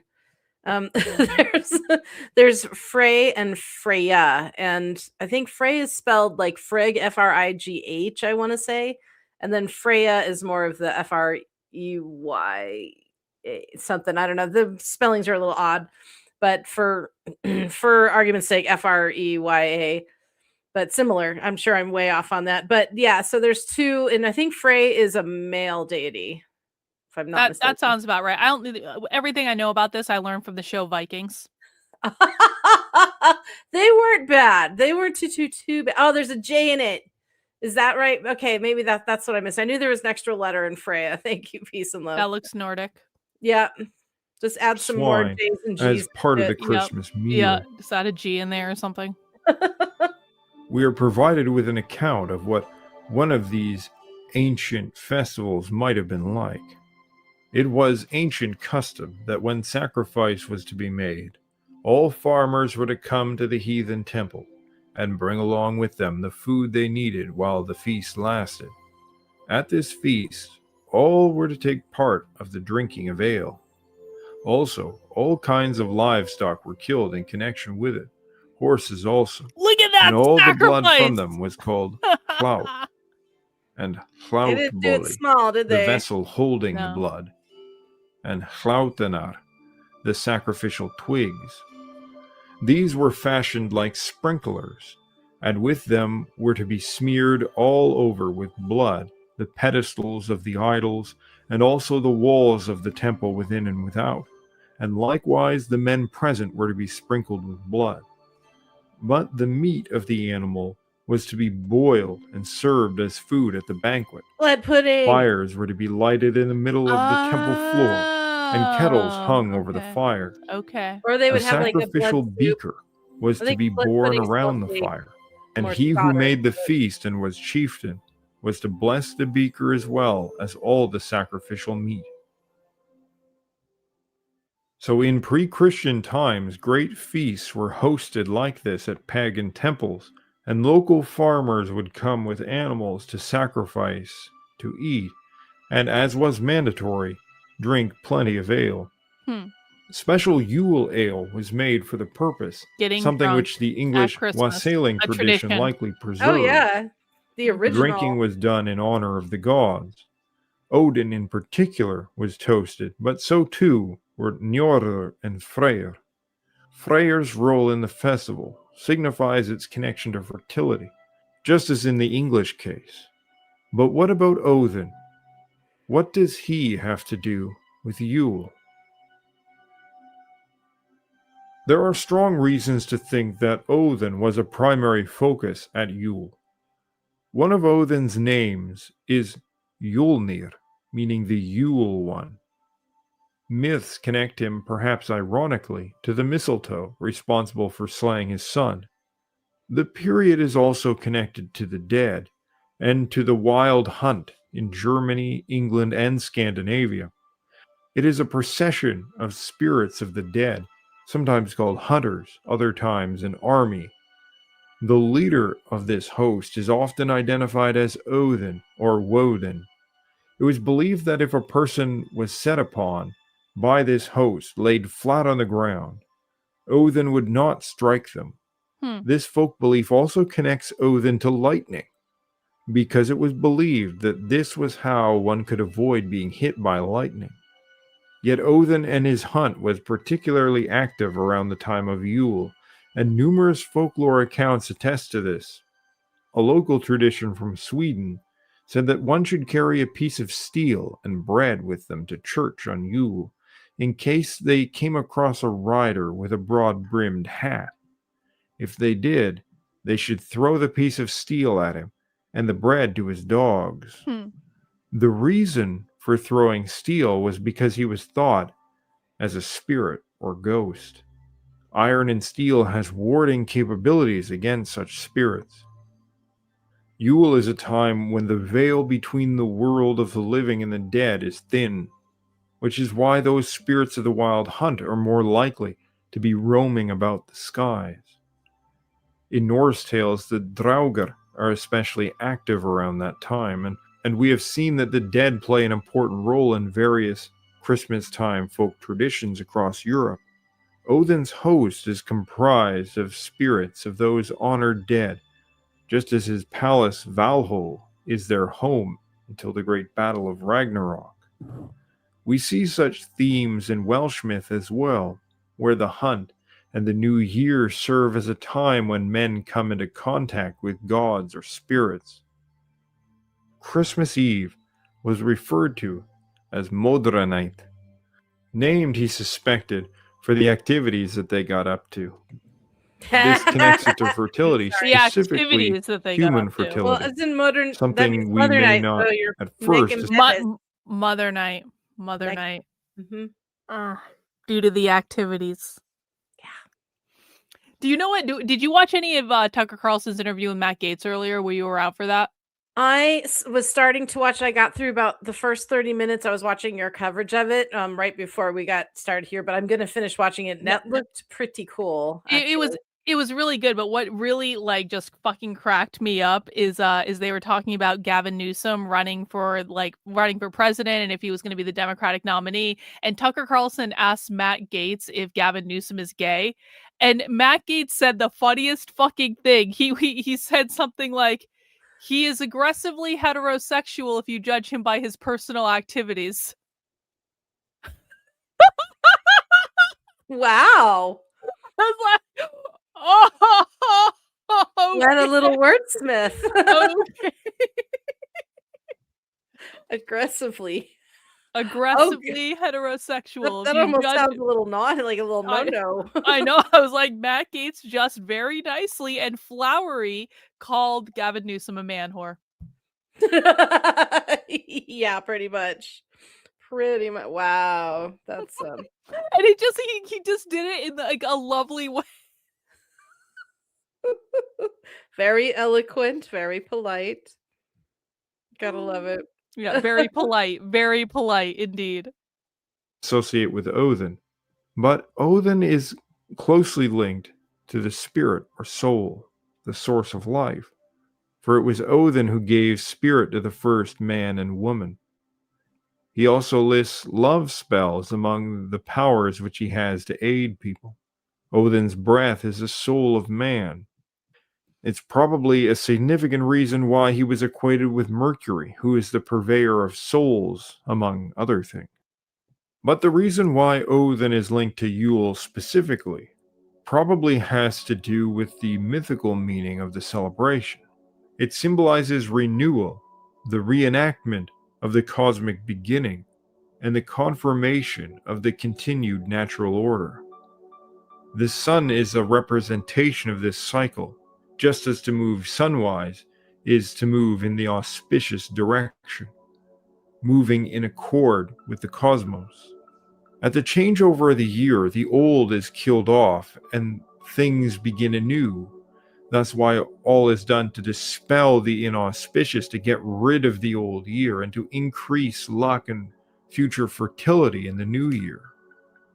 It was Odin and his two brothers who slew the giant Ymir, drowning all the other giants save two beneath the oceans They were fighting created from naked. Ymir's blood. Fighting As naked one It is was they who Vikings fashioned did. the cosmos As from one his should. body. And the Greeks. It is therefore Mhm. Odin who established the order. Fighting naked is men did. Yeah, real in ancient men times. Real men fight naked. with olive oil. Nothing gay about it at all. Not gay at all. Very deeply heterosexual and masculine. Aggressively heterosexual. Aggressively heterosexual and masculine. Of the cosmos reflected and reaffirmed during the New Year's celebration, whether held according to the solstice or not. This idea is also reflected in the Indo-European derived Iranian myths around the New Year, associated there with the spring equinox. The Iranian tradition is linked to Jamshed, a figure derived from the god Yama, cognate with Norse Ymir, and who plays also an important role in the founding of the world, according to Zoroastrian myth. In Welsh myth, when King Lludd is beset by 3 great plagues at New Year, it's his brother Llefelys who provides unerring knowledge, which allows the king to overcome them. It is also the Gaelic New Year, Samhain, when Lugh comes to lead the other gods, slays his grandfather Balor, and forces the Fomorians beneath the sea. The fastening of Ireland is declared, in which order is established and the future flourishing of the harvest is promised. This is accomplished through the intervention of a god, sometimes described as a scal, meaning a phantom, who leads the riders of the Sidhe, spirits linked Yeah, but to Samhain the doesn't winds happen. It and the happens in dead, October. who are collected Yeah, I was gonna say we did a whole video about Samhain in October. Yeah, I don't know what this guy is talking about, but okay. Okay, G. from the grave mounds in order to join his army. Simply put, the Gaelic myth of the Second Battle of Magturid is ultimately referring to the same order-establishing event as described in Norse myth, and shares numerous similarities. In the Gaelic case, we know without a doubt that this myth is closely tied to the celebration of the new year, and it's very likely its Germanic counterpart was as well. Another tale that reflects this dynamic, found in both Gaelic, Welsh, and English sources, is the Green Knight. On New Year's, Sir Gawain must cut the head off the Green Knight, but the following year he must receive the blow himself. Oh. As I point out in the video I did covering this topic in some detail, Sir Gawain is linked by genealogy to Lugh, possibly as his son. There is a nearly identical tale in Irish, where Cuchulainn, the son of Lugh, must strike the head from Curoy, and then receive the strike in turn. Many believe that this is a representation of the changing over of the year. The old year is killed off, replaced by the new, which then must be replaced the following year. Well, the Holly King The and Oak King slaying do of this too. Shay and his revenge upon Gronu. Now look at that guy. What would you just say, Jennifer?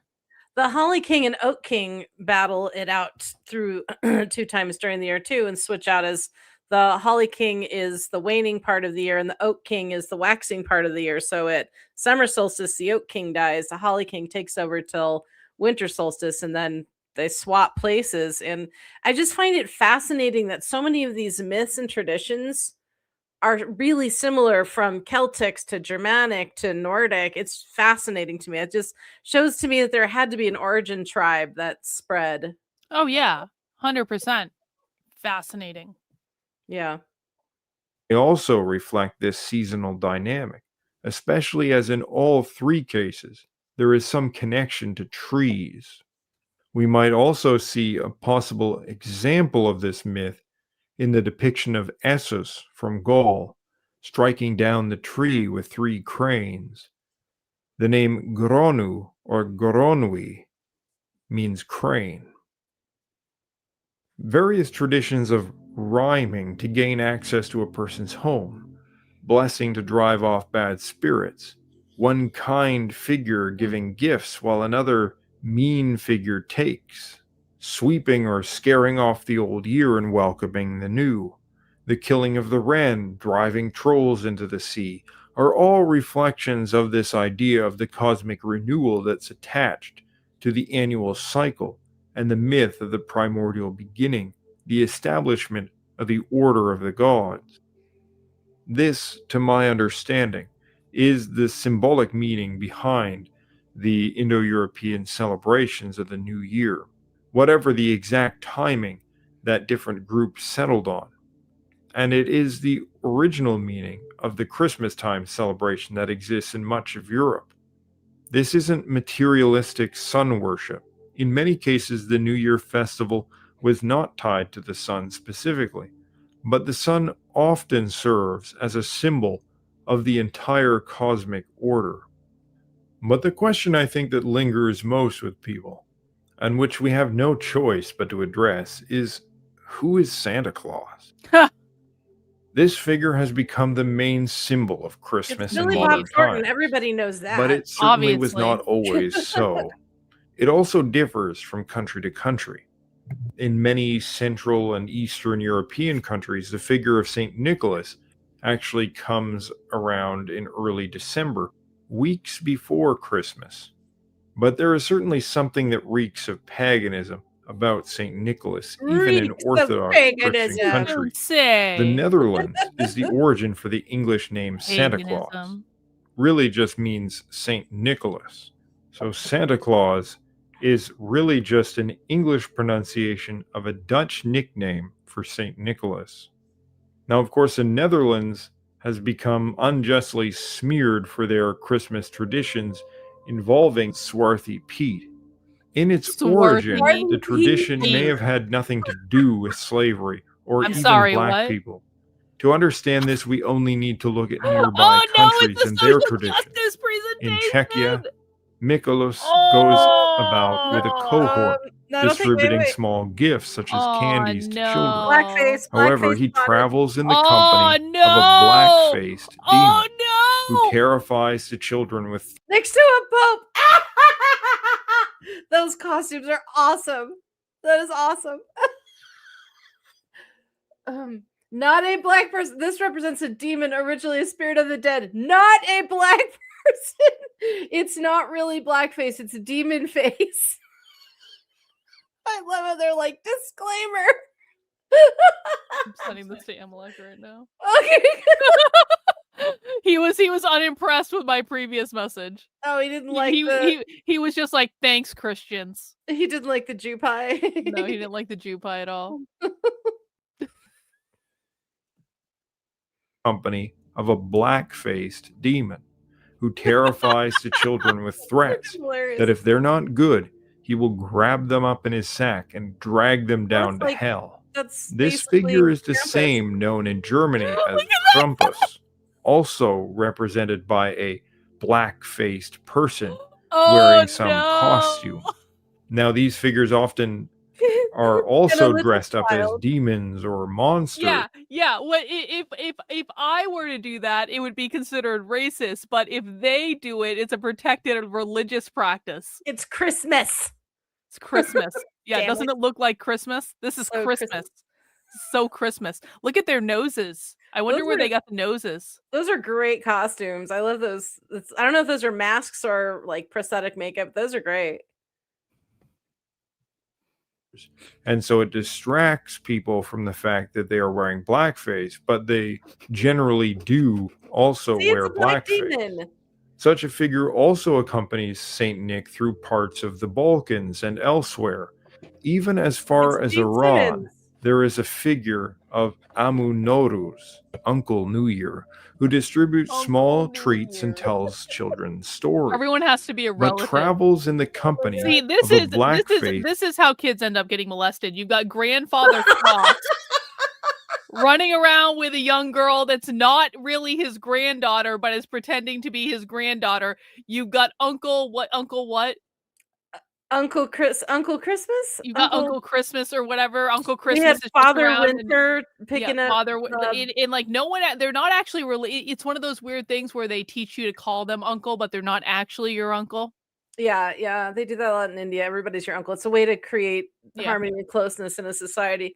I'm loving the blackface on the black and brown people though. That's see, it's demonic. It's not. It's a protective magic. Yeah. I would prefer it to be racist if I'm honest about it, but that's okay. Sidekick who is mean and demands gifts from children. It is very likely that these traditions go back to an original mythology where the even black-faced better. person is intended to Where's that represent a Christmas dangerous card? ghost or And demon, Hallmark. but one which has been put under the control Christmas of is the figure that's racist. representing Oh my the God. new year.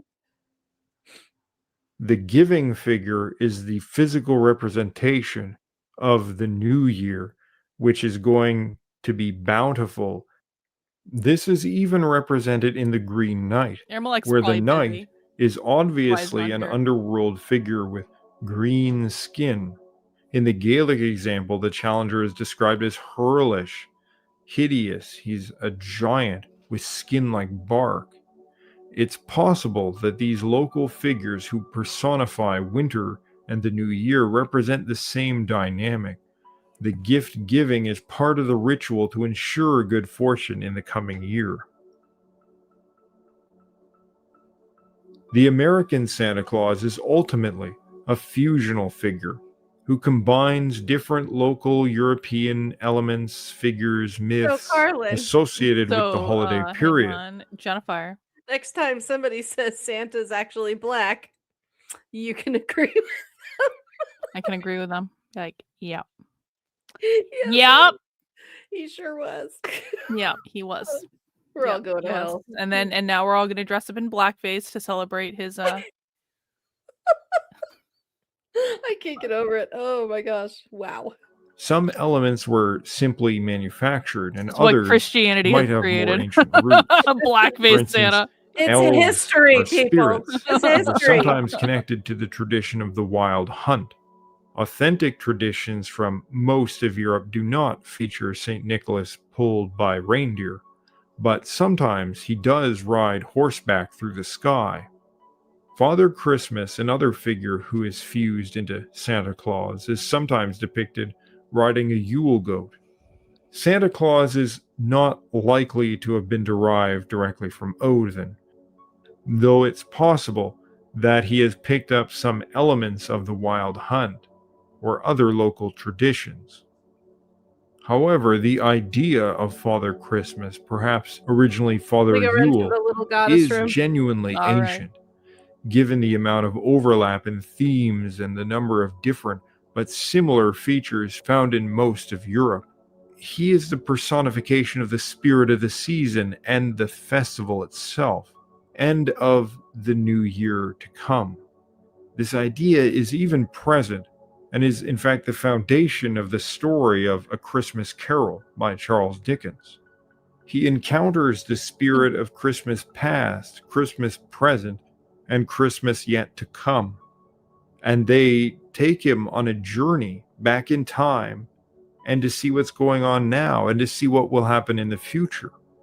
These ghosts of Christmas are a kind of triplified version of a more traditional idea of what this figure of Father Christmas really is.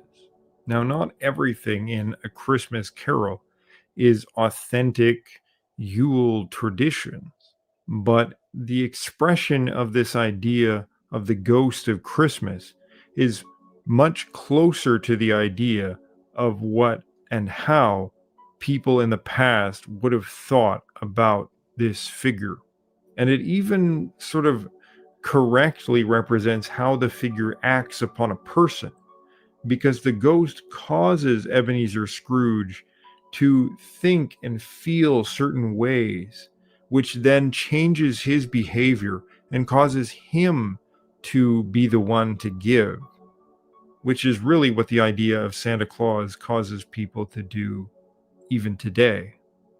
We have very many traditions across Europe linked directly to this figure, and generally they call him Father Christmas, Grandfather Frost, Old Man Cold, and we should accept Old that Man this is Cold. actually his I like that one. identity.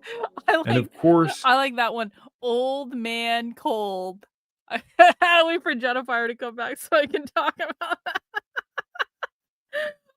He's not Santa Claus anymore. Now we're gonna call him Old Man Cold. Jennifer, Old Man Cold is another Old name Man for Santa. Cold. Old Man Cold.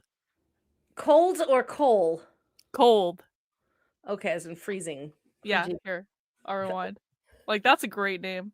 Oh, and he wears green directly like the Holly King. to this figure, Yeah. and generally they call him Father Christmas, Grandfather Frost, Old Man Cold, and we Old Man Cold. That's why everybody gets sick during the holidays. It's like Long Duck Dog. It's like the Santa version of Long Duck Dog.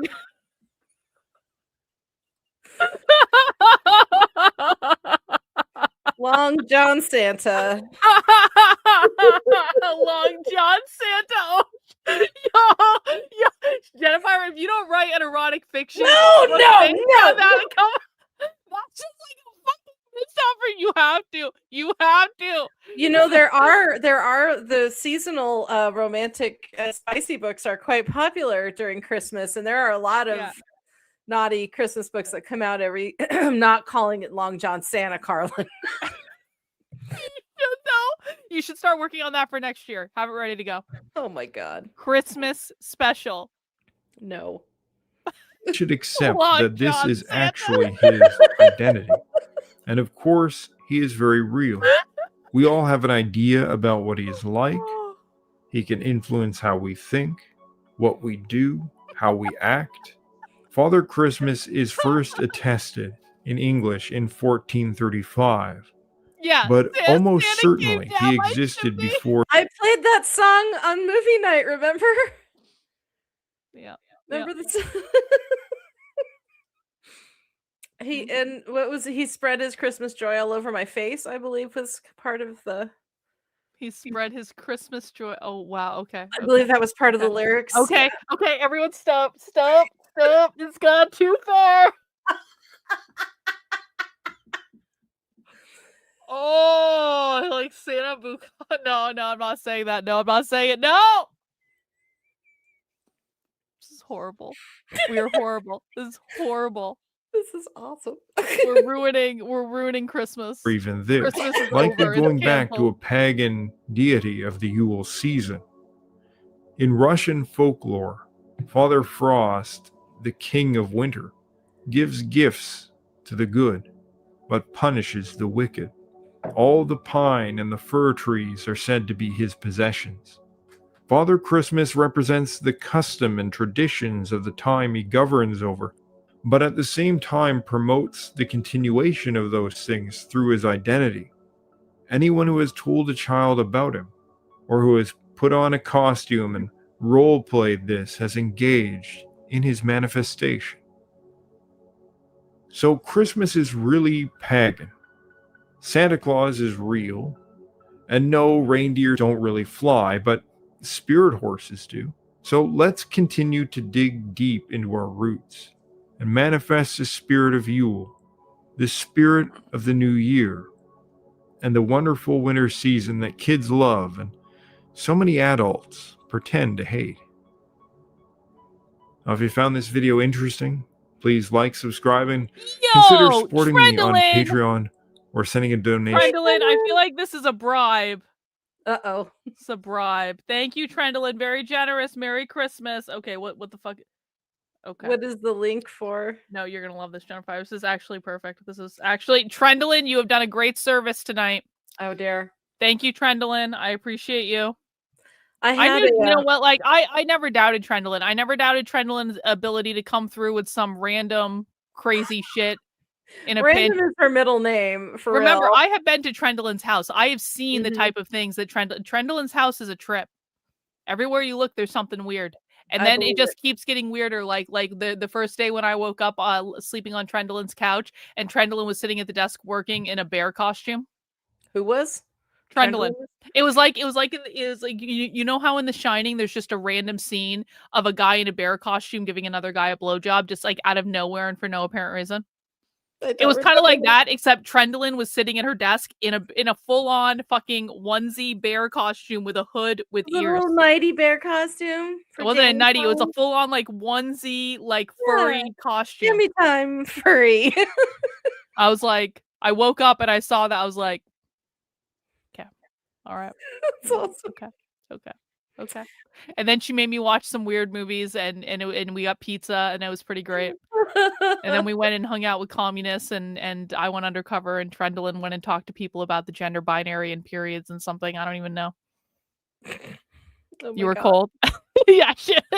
All right. This is Trendlin's gift to us, Jennifer, right here. That's the song I played on movie night. It is. But we're playing it again. We're playing it again.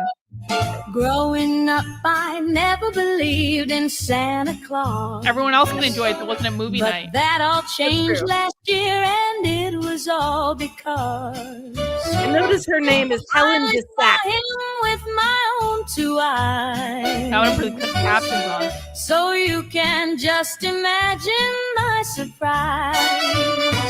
Oh, and Santa came down my chimney and he swept me off my feet. When Santa came down my chimney and he gave me a Christmas treat. I grabbed his Yule log and I licked his candy cane. Oh, Christmas will never be the same. She has a whole album of naughty Christmas music. Right away. Before I knew it, we were rolling around in his sleigh. On my face, he spread all his Christmas cheer. Spread all his Christmas cheer. Believe me, Santa comes more than once a year. Oh, and Santa came down my chimney and he swept me off my feet. When Santa came down my chimney and he gave me a Christmas treat. I grabbed his Yule log and I licked his candy cane. Oh, Christmas will never be the same.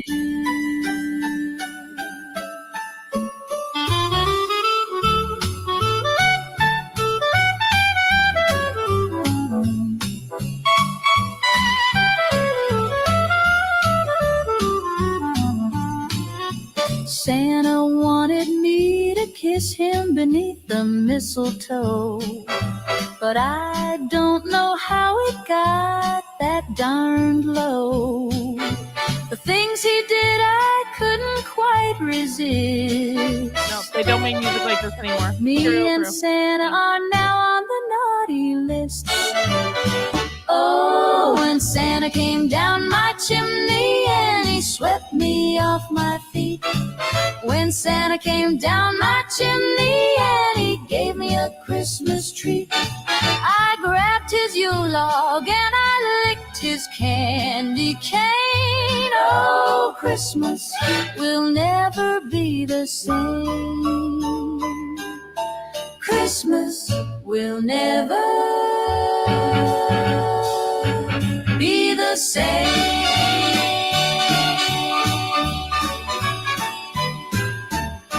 Come on, Jennifer, there's got to be some sort of like romantic comedy, like, you know, kind of like erotic fiction thing that you could put together that would be like kitschy and like all this stuff, but also maybe dirty and all that stuff. And I'm gonna say this, I feel like this is like you've got a whole year to figure it out. We now expect you to write an entire story about Santa getting laid. This is your responsibility, Jennifer. You are the author. There are several out there already. All you have to do is look. They are all over Amazon. They're everywhere. There's plenty of Christmas cheer with Santa and his little helpers. I think there's some Mrs. Claus lesbian stories out there. Oh no. There's a reverse harem with Santa's elves, I think I've heard about. And I mean, you know, what did I say? Long John Santa is real. I mean, it's out. I'm sure there's plenty.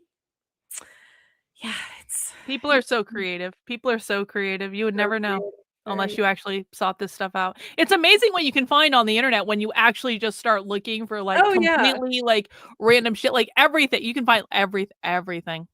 Oh yeah. Everything. It's all everything been you can imagine. Just got to put your special little sparkle on it to make it yours. Yep. The world is at your fingertips. You got to admit that Helen DeSac there, who sang that song and has a whole album of naughty Christmas songs, nails the vocals. Like she's got the whole style of that era of music down. It's impressive. Yeah, it's a lot like Dick Cheese, but Helen DeSac. Yeah. All right. Well, that was a great Christmas episode, Jennifer. I feel like that was that went really well. And now we're gonna take a couple of days off. And I don't know. I'm gonna be streaming probably. I'm gonna do some like gossip content. Probably. I was thinking about catching up on like some Kino Casino, which is probably not something I should be watching because it's horrible content. It's just like it is the bottom of the barrel internet content. It is commentary on the lowest like of internet drama content. And it's like but I kind of feel like Kino Casino is what might be called for in the next couple I've days never heard of streaming. that at all. I have no idea what that is. Yeah. But I'm gonna be doing some more edits. I feel like I'm getting in the weeds with my goal to get my certain number of videos done to launch my channel. Just launch it. Just don't worry. I'm not worried. I actually have a goal in mind, and I'm close to meeting it. I'm really, really close. I'm learning how to edit. There's a learning curve and all kinds of fun little snaggy poos, but I'm doing it the way I do it. I like to do things tight. Capricorn. Yeah. Jennifer Capricorns it. Yeah, perfectionist all the way. Mhm. So coming up on movie night next Sunday, we will be celebrating the career of our favorite Hollywood liberal, Rob Reiner, and watching Stand By Me. If one more person asks me about The Princess Bride, I am going to shoot someone because we already played that one. So no, we're doing Stand By Me. I know it's not a Christmassy movie, but hey, it's a movie about friendship and growing up and bonding, and it is between Old Year and New Year. I think it's a great movie. And then It's a great movie. What? You faggots better stop complaining. Wait, what? Sorry, I wasn't able Nothing. Okay. It's a really good movie. And then guess what time it is? Jennifer January, isn't it? Yes, Jennifer January. Where Jennifer gets to pick out all the movies and I can't say anything. No. And it sucks for a whole fucking month. I can't have a fucking opinion. And if Jennifer wants to watch something stupid, she can. Yep. It's the one time of year I pick all the movies that are pertinent to me. And I normally do pick a lot of the movies. I pick about 80% of them, except for the ones I do polls or the ones that you force me to show. So I do. But on Jennifer January, I started because I wanted to play movies that were important to my life. I've been a movie buff since I was a wee little baby Jennifer. So there are movies that are very important to my life, and it's possible. I don't know if we're going to open with this, but it is possible there is a musical involved. Oh no! Oh no! Oh no! I'm going to tell you one movie we're going to watch during my movie month. It's going to be that Emma Stone movie. What the fuck is it called? Strange Things or something like that. Oh, is that the one where she is kind of fighting her way through the world? She's like a reincarnated baby. Yeah, we're gonna watch that. That's a good flick. It's so fucking. It's so amazing. Good. It's so good. Yeah, that was amazing. Yeah, I mean, I think I hate. There's a lot of sex in that movie too. Lots of nudity. I was a little shocked actually. She's like, it's so good. If people haven't seen it, it's like she is but she earned that Oscar, man. She is for sure mind-bogglingly good in that movie. I agree completely. She was immaculate. Yeah, in the first Jennifer January, we did The Jazz Singer, which kind of could be considered a musical. That was a good movie, and this one is going to be it is a good movie. But this time we're going to be doing one that's a little sillier, and I'm probably going to have people rise up. I may not even announce it. I may just play it. What is it? Kind of what is it? Tell us. What is it? You're going to do it anyway. Yeah, I am. It's Robin Williams and Popeye. Popeye. That's not a bad movie. Popeye isn't a bad movie. I saw that when I was a kid. Okay. That's not that. It could be far worse. Oh yeah, it could be. I was actually thinking of doing some naughty musicals, like because Seawolf brought up Cabaret. I was thinking of doing that. Had like 9. What's the Chicago? Chicago. I fucking love Chicago. I saw Chicago on Broadway last time I was in New York. It was so good. Yeah.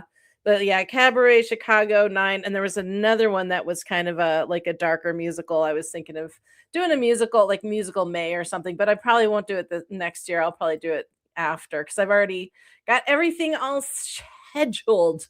So we have, let's see, I've got the likes of Popeye, Ice Pirates, City of Angels, and Alien Nation.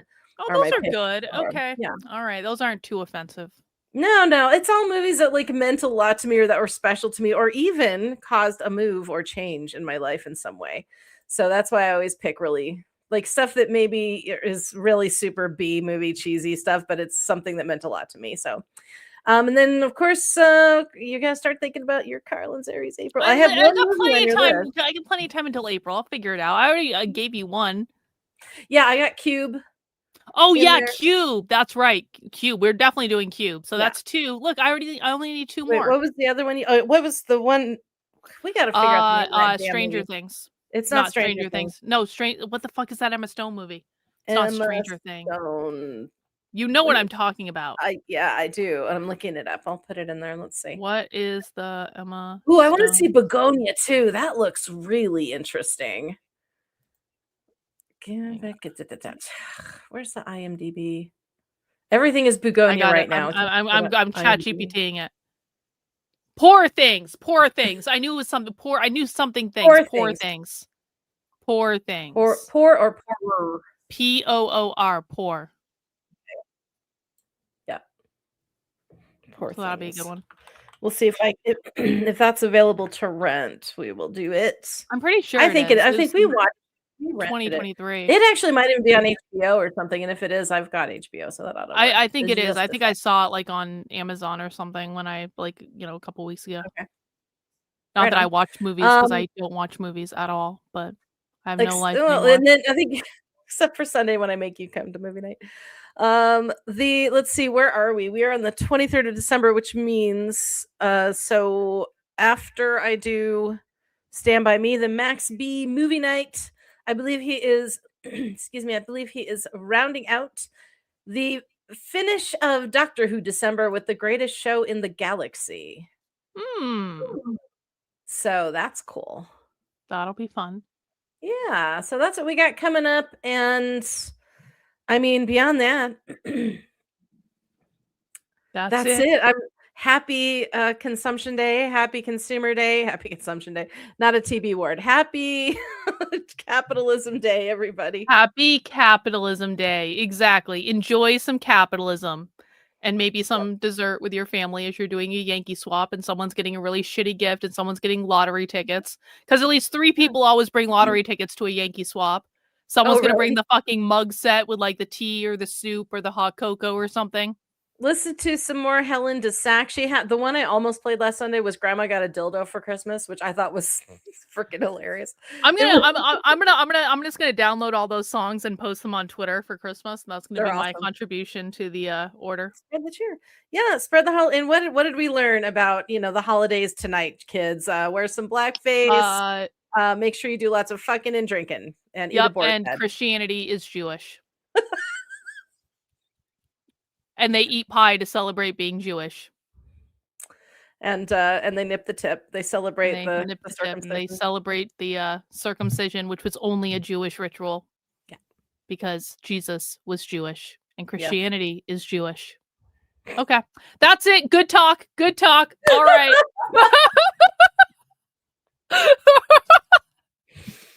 Good talk. All right, guys, that's all we got. Have a happy Christmas. If you're celebrating, if you're not, hey, I'll be hanging out here all week, and you guys can come hang out too. Thank you, Jennifer. Appreciate you as always. And I will see you guys tomorrow. Bye. See you later. Bye.